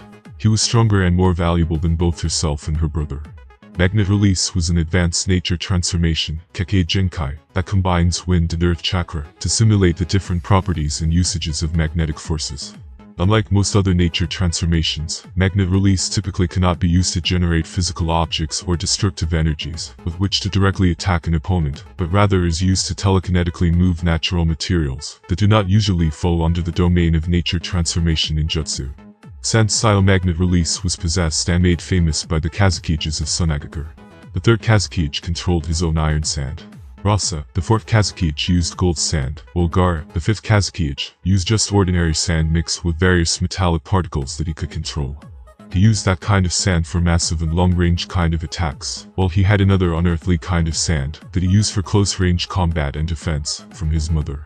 The Shield of Sand, a gift from his mother on her deathbed, reacts to any attack against Gar, even those that Gar himself is not aware of. When he's about to be physically harmed in any way, the Shield of Sand moves between him and the threat in order to block it. Though most often used in shielding Gar from enemies. The Shield of Sand is automatic, requiring nothing from Gar to use, and thus meaning it can operate indefinitely. Because the shield is formed from sand that's been seeped into Gar's chakra, it has a very fast response time, too fast for most enemies to overcome. His mother managed to embed her own soul chakra into Gar, and the sand near him, which he now carried inside of his sandy gourd, to manifest that kind of power out of her great love for him. Therefore, Gar doesn't need Shikaku to control sand or be strong, he was a powerhouse on his own. It was why Chiyo currently wanted to give her own life in order to revive him from the dead. And soon, Chiyo finally closed her old eyes for eternity, while listening to the gusts of wind inside of this vast grassland. Naruto, however, didn't manage to catch on to that, as he noticed Gar now waking up in wonder. Naruto even started crying a little from joy and informed him of everything. After a while, Kakashi interrupted them with a sigh, informing them of Chiyo's death, and suggested that they go back into the Sunagakur. Their mission failed, however, at least Gar's life was saved. Inside the Land of Fire's vast territory, two figures sped toward their destination at an otherworldly kind of speed. There were Neji and Kiyomi, in their usual attires, running toward the Land of Rain, specifically toward the Omegakur. They even passed by Konoha itself just a bit earlier. It was Neji's idea to go to the Ain because he thought of an idea that he could accomplish by going there at this time. He took Kiyomi with him because she was the most suited for this kind of objective. Their combined speed is probably unmatched in this entire world presently. Not to mention catching them, only a few people should be able to just spot their presence while at their peak speed. Neji didn't want for anything unforeseen to happen to him while going there, therefore, for his safety, he took only Kiyomi alongside him. He was only then truly confident enough to venture for that place. He got aware through some channels about the weird destruction that the Omegakur strangely experienced recently, and he connected some dots. The only person capable of feats like those was Toneri. And, if he was right then, it was a good chance to mess with the Beto for what he did to him, at that time, in the Konoha, and also create a really powerful assistant for the endgame of this world. I will make it, so you don't even get to control your own Akatsuki, Obito. Neji contemplated, still angered by Obito interference to attack him out of blue at that time. He could have really died there. Toneri probably attacked Nagato for his Jito Meizo statue, but then Obito saved him and revealed his strength. Nagato is therefore probably in a depression right now, having been saved by Obito, and also left in the dust by his strength. I could now bring him back into the game to mess with Obito's life, and create an ally against the Otsutsuki clan later, by fusing him with my Senju cells. Not to mention that his purpose for this world doesn't conflict with mine. Unlike Obito, who wants to bring everyone under the infinite Tsukiyomi, probably even myself, I don't care if Nagato creates his version of a nuclear weapon, and uses it to destroy some random hidden village. Not like it would work on me anyways. Neji recounted his purpose once again on their way and looked at Kiyomi, who appeared strange, ever since he told her his purpose for this trip just earlier while on their way. I just don't know what good would come for you if you make that supposed leader of the Akatsuki stronger, Kiyomi eventually remarked. Her hatred for the Akatsuki due to Itachi and Kisame was obvious. She understood Neji's cautious, almost paranoid personality, ever since those unforeseen circumstances happened back in the Konoha, and his plans got slightly invalidated. He now even took her with him while going to steal people's memories to learn about the happenings of the ninja world or to the black market. He didn't want to separate from her for a second or go anywhere without her with him. At first, she thought that it was somehow his ploy to get her to develop feelings for him, but then she realized that he was really so paranoid and almost even scared of death.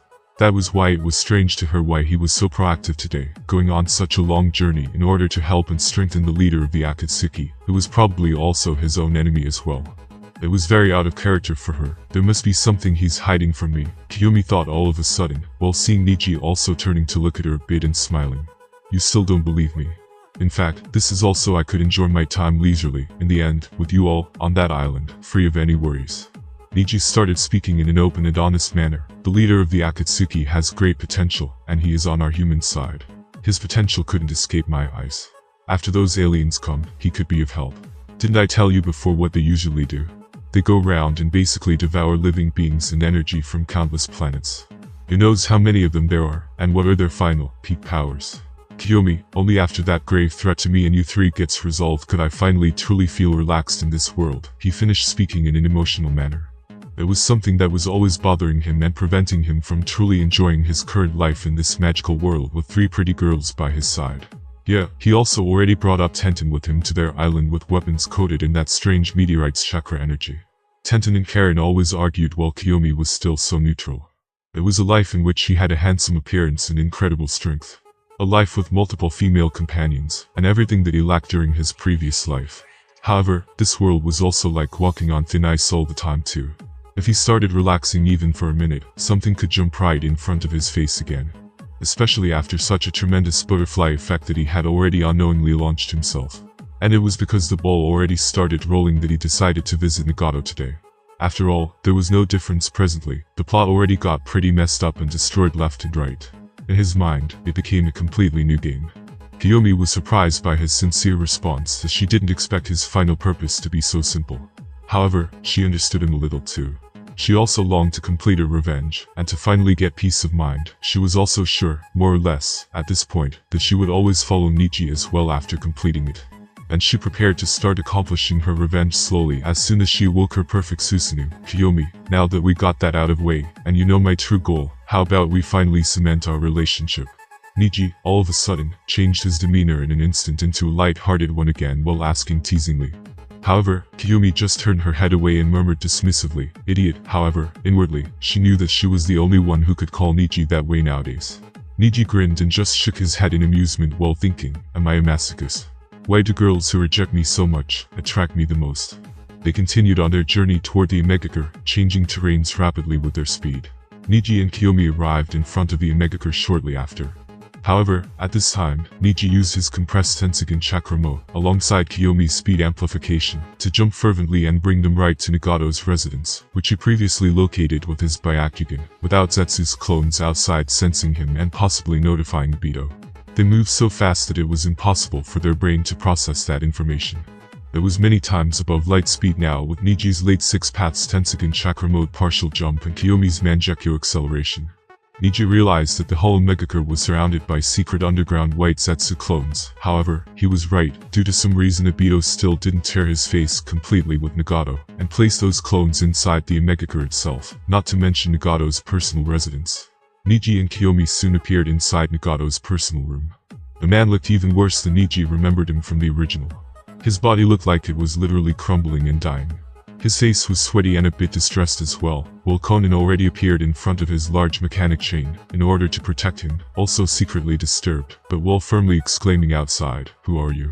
Both Conan and Nagato were stupefied by the speed at which these two people appeared right in front of them now. Conan was always inside Nagato's room nowadays in order to guard him better, this speed, and this amount of chakra, and I didn't sense him until he appeared here. Nagato thought in amazement, he could have tried to assassinate me just now, and we truly wouldn't be able to catch it. Nagato secretly turned even more despondent and hopeless inside. He judged the strength of the person in the white kimono so well, even when he chose to mask it. He was now even weaker than he was at that time when he faced Inari due to his body decaying even more after such an extensive, but still futile, use of Rinnegan. He was now like a fish on a chopping board. His strength recessed even further to that of a peak cage level at most right now. I'm Neji Hyuga and this is my companion. I know that you're the Akatsuki leader. Don't worry, I didn't come with bad intentions. In fact, I could help you. No, I'm probably the only one who has the solution for your problem right now, Neji replied sincerely and directly while Kiyomi stayed silent. Neji looked at Nagato seriously, while he and Conan secretly flinched after hearing his name. I'm here today to propose cooperation between us all. I found out about your relationship with that masked man who calls himself Madara Uchiha. In fact, I know more about him than you can imagine. And that person is also my enemy.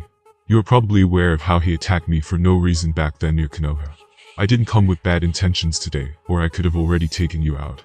Believe me, I'm no worse than that white-haired man that you fought. Neji finally finished. Nagato and Conan turned astounded by the amount of information this young person in front of them was aware of. They were also pretty shocked at how he managed to discover both Nagato's identity and the location. Nagato also let out an indignant sigh inwardly, already knowing that his words about taking him out easily were true, judging also from the information he also received from that person named Hamura Otsutsuki, when he praised Neji for his powers in the midst of their short fight. However, after his meeting with that same white-haired person, he realized that everything was possible in this world now. And he was a little reassured by the word cooperation, not the help. Speak, Nagato hoarsely muttered, while Conan looked at him in surprise after it. Nagato went over many things inside of his brain at this instant before he replied in that way. He was now essentially a puppet leader of the Akatsuki, and the prisoner of that person named Madara Uchiha. Even though there were still no spies inside his residence or his village, he was sure that it would soon come to that. As soon as that person later manages to sway the rest of the Akatsuki members to listen to him, primarily to be more exact. Nowadays, he, Nagato, was the true leader in the minds, in many cases the one who recruited them personally alongside Conan, and they won't change their loyalty so fast. Therefore it was the reason why Obito didn't take things fast, and still didn't announce himself as the new leader of the Akatsuki, nor that he was now stronger than him. After all, that person was still masquerading as a goofy Toby in their organization, and it would be really counterproductive if he revealed all of those aforementioned things about himself overnight. But Nagato still gritted his teeth while recalling how that person started ordering him and Conan in private. In fact, it was the biggest reason why he decided to first try and hear this Neji Hyuga's offer. First, I must inform you of Madara's true purpose. In fact, you should have already guessed that he probably has some kind of secret agenda inside of your organization, and that is the truth. He wants to gather all the 9-tailed beasts in this world in order to revive the so-called 10 tails and become its Jinchuriki. Only then would he have enough power to realize his true purpose, and that is the infinite Tsukuyomi of the Uchiha clan. This is all my speculation after reading about it through their secret clan documents, and their most valuable secret stone tabled back inside the Konoha, but should be their final goal, and Madara was the strongest Uchiha clansman in history. Neji started establishing various things first for a few minutes, while even Kiyomi looked at him in surprise for a bit during his recollection of the backstory of the Uchiha clan, not to mention Conan and Nagato, both had their fists clenched while inwardly cursing Madara. They were not 100% sure, however. Neji also said that he just theorized all of it himself. Neji firstly wanted to see just how much Nagato hated Obito, in order to see if he should really empower him and tell him the following information. And it went great, judging by Nagato's facial expression. The man really hated Obito to death now in Neji's mind. So, after he went over what the infinite Tsukuyomi was and saw their reactions, he then moved to his usual higher level knowledge introduction about the 10 tails, chakra fruit, god tree, Kagaya, Otsutsuki clan, her sons, their descendants, and many others. However, at this time, after a while, Neji finally stopped and asked, "But before I present you my proposition, I have another question to ask of you. What is your final goal? If it is something similar to that of the Madara, including you in my calculation as well, then we have nothing to talk about. Neji pretended to be serious to appear even more trustworthy while he knew everything about that. Nagato opened his eyes in surprise a little bit. He was surprisingly a bit ashamed to talk about his grand aspirations now in front of this person who was that more powerful than him, while he was also in this helpless, sick-like state. However, seeing his serious expression, he bit his tongue a little and started introducing his own endgame plan lowly. It is nothing of that sort. I simply desire for there to be true peace in this endlessly warring ninja world. And to achieve that I thought that first there needs to be first brought great pain, so people would finally start to treasure peace. I wanted to be an arbiter of the world, of that peace, Nagato finished hoarsely while Konan looked at him softly. Kiyomi was a little surprised.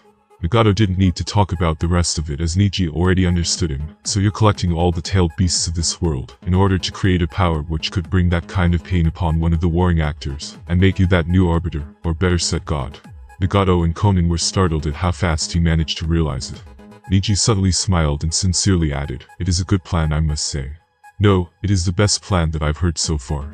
You probably even planned for your descendants to wield that weapon that you would create from all of those tailed beasts, and act on your role of god after your death," Neji strangely mentioned while looking at Konan meaningfully a bit. At first, Konan blushed on a micro scale, but then she remembered that she couldn't have any children now, and her chest hurt in pain. Nagato also looked at her sadly. He realized that her feelings changed from Yuhiko to him a long time ago. It was just that her constitution also changed around that time, making her infertile, and preventing her from ever confessing her feelings to him. They didn't even discuss that matter until just now. It was for that reason that Konan didn't realize such an obvious part of Nagato's end plan. However, they were both stunned by Neji's next generous words. "Why did you give up so easily? Your problem is clearly just the Yun release. After using the Yun release so many times on your own body, probably to avoid damage while fighting, it got changed permanently in that kind of way. You just need to use your Yun release again to move all of that Yun chakra out of your body. However, it will probably take a really long time since you did the previous Yun release with it for a long time." After looking at their pitiful faces, Neji couldn't help but check over Konan's body with his internal vision to see what was the problem with it. He was also aware of her problem even in the previous world, and was also personally curious. And instantly he found the root of the problem. Kiyomi opened her eyes extremely wide, shocked by Neji's decision to help them with this kind of matter.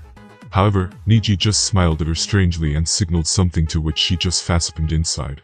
In fact, Neji also wanted to bring more trust for him in their mind, so that later they would follow his plan regarding the Otsutsuki clan invaders, that he didn't mention yet but was about to. Konan was still in shock. She immediately understood perfectly well what was Neji talking about, and how could that problem with her body be solved, while Neji continued discussing with Nagato, "That Otsutsuki clan I mentioned is the reason why I decided to help you this time. The proposal is like this: you are going to help me deal with them, in the future, when they come.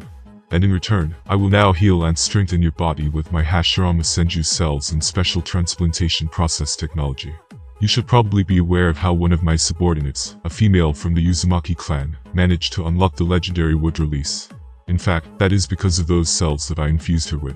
I also don't have a problem with your goal you just mentioned, but you should never cross my path in the future and assist me when they come later." Neji finally stated his true purpose to the two of them, who were dumbfounded, mainly because Neji's conditions appeared so simple.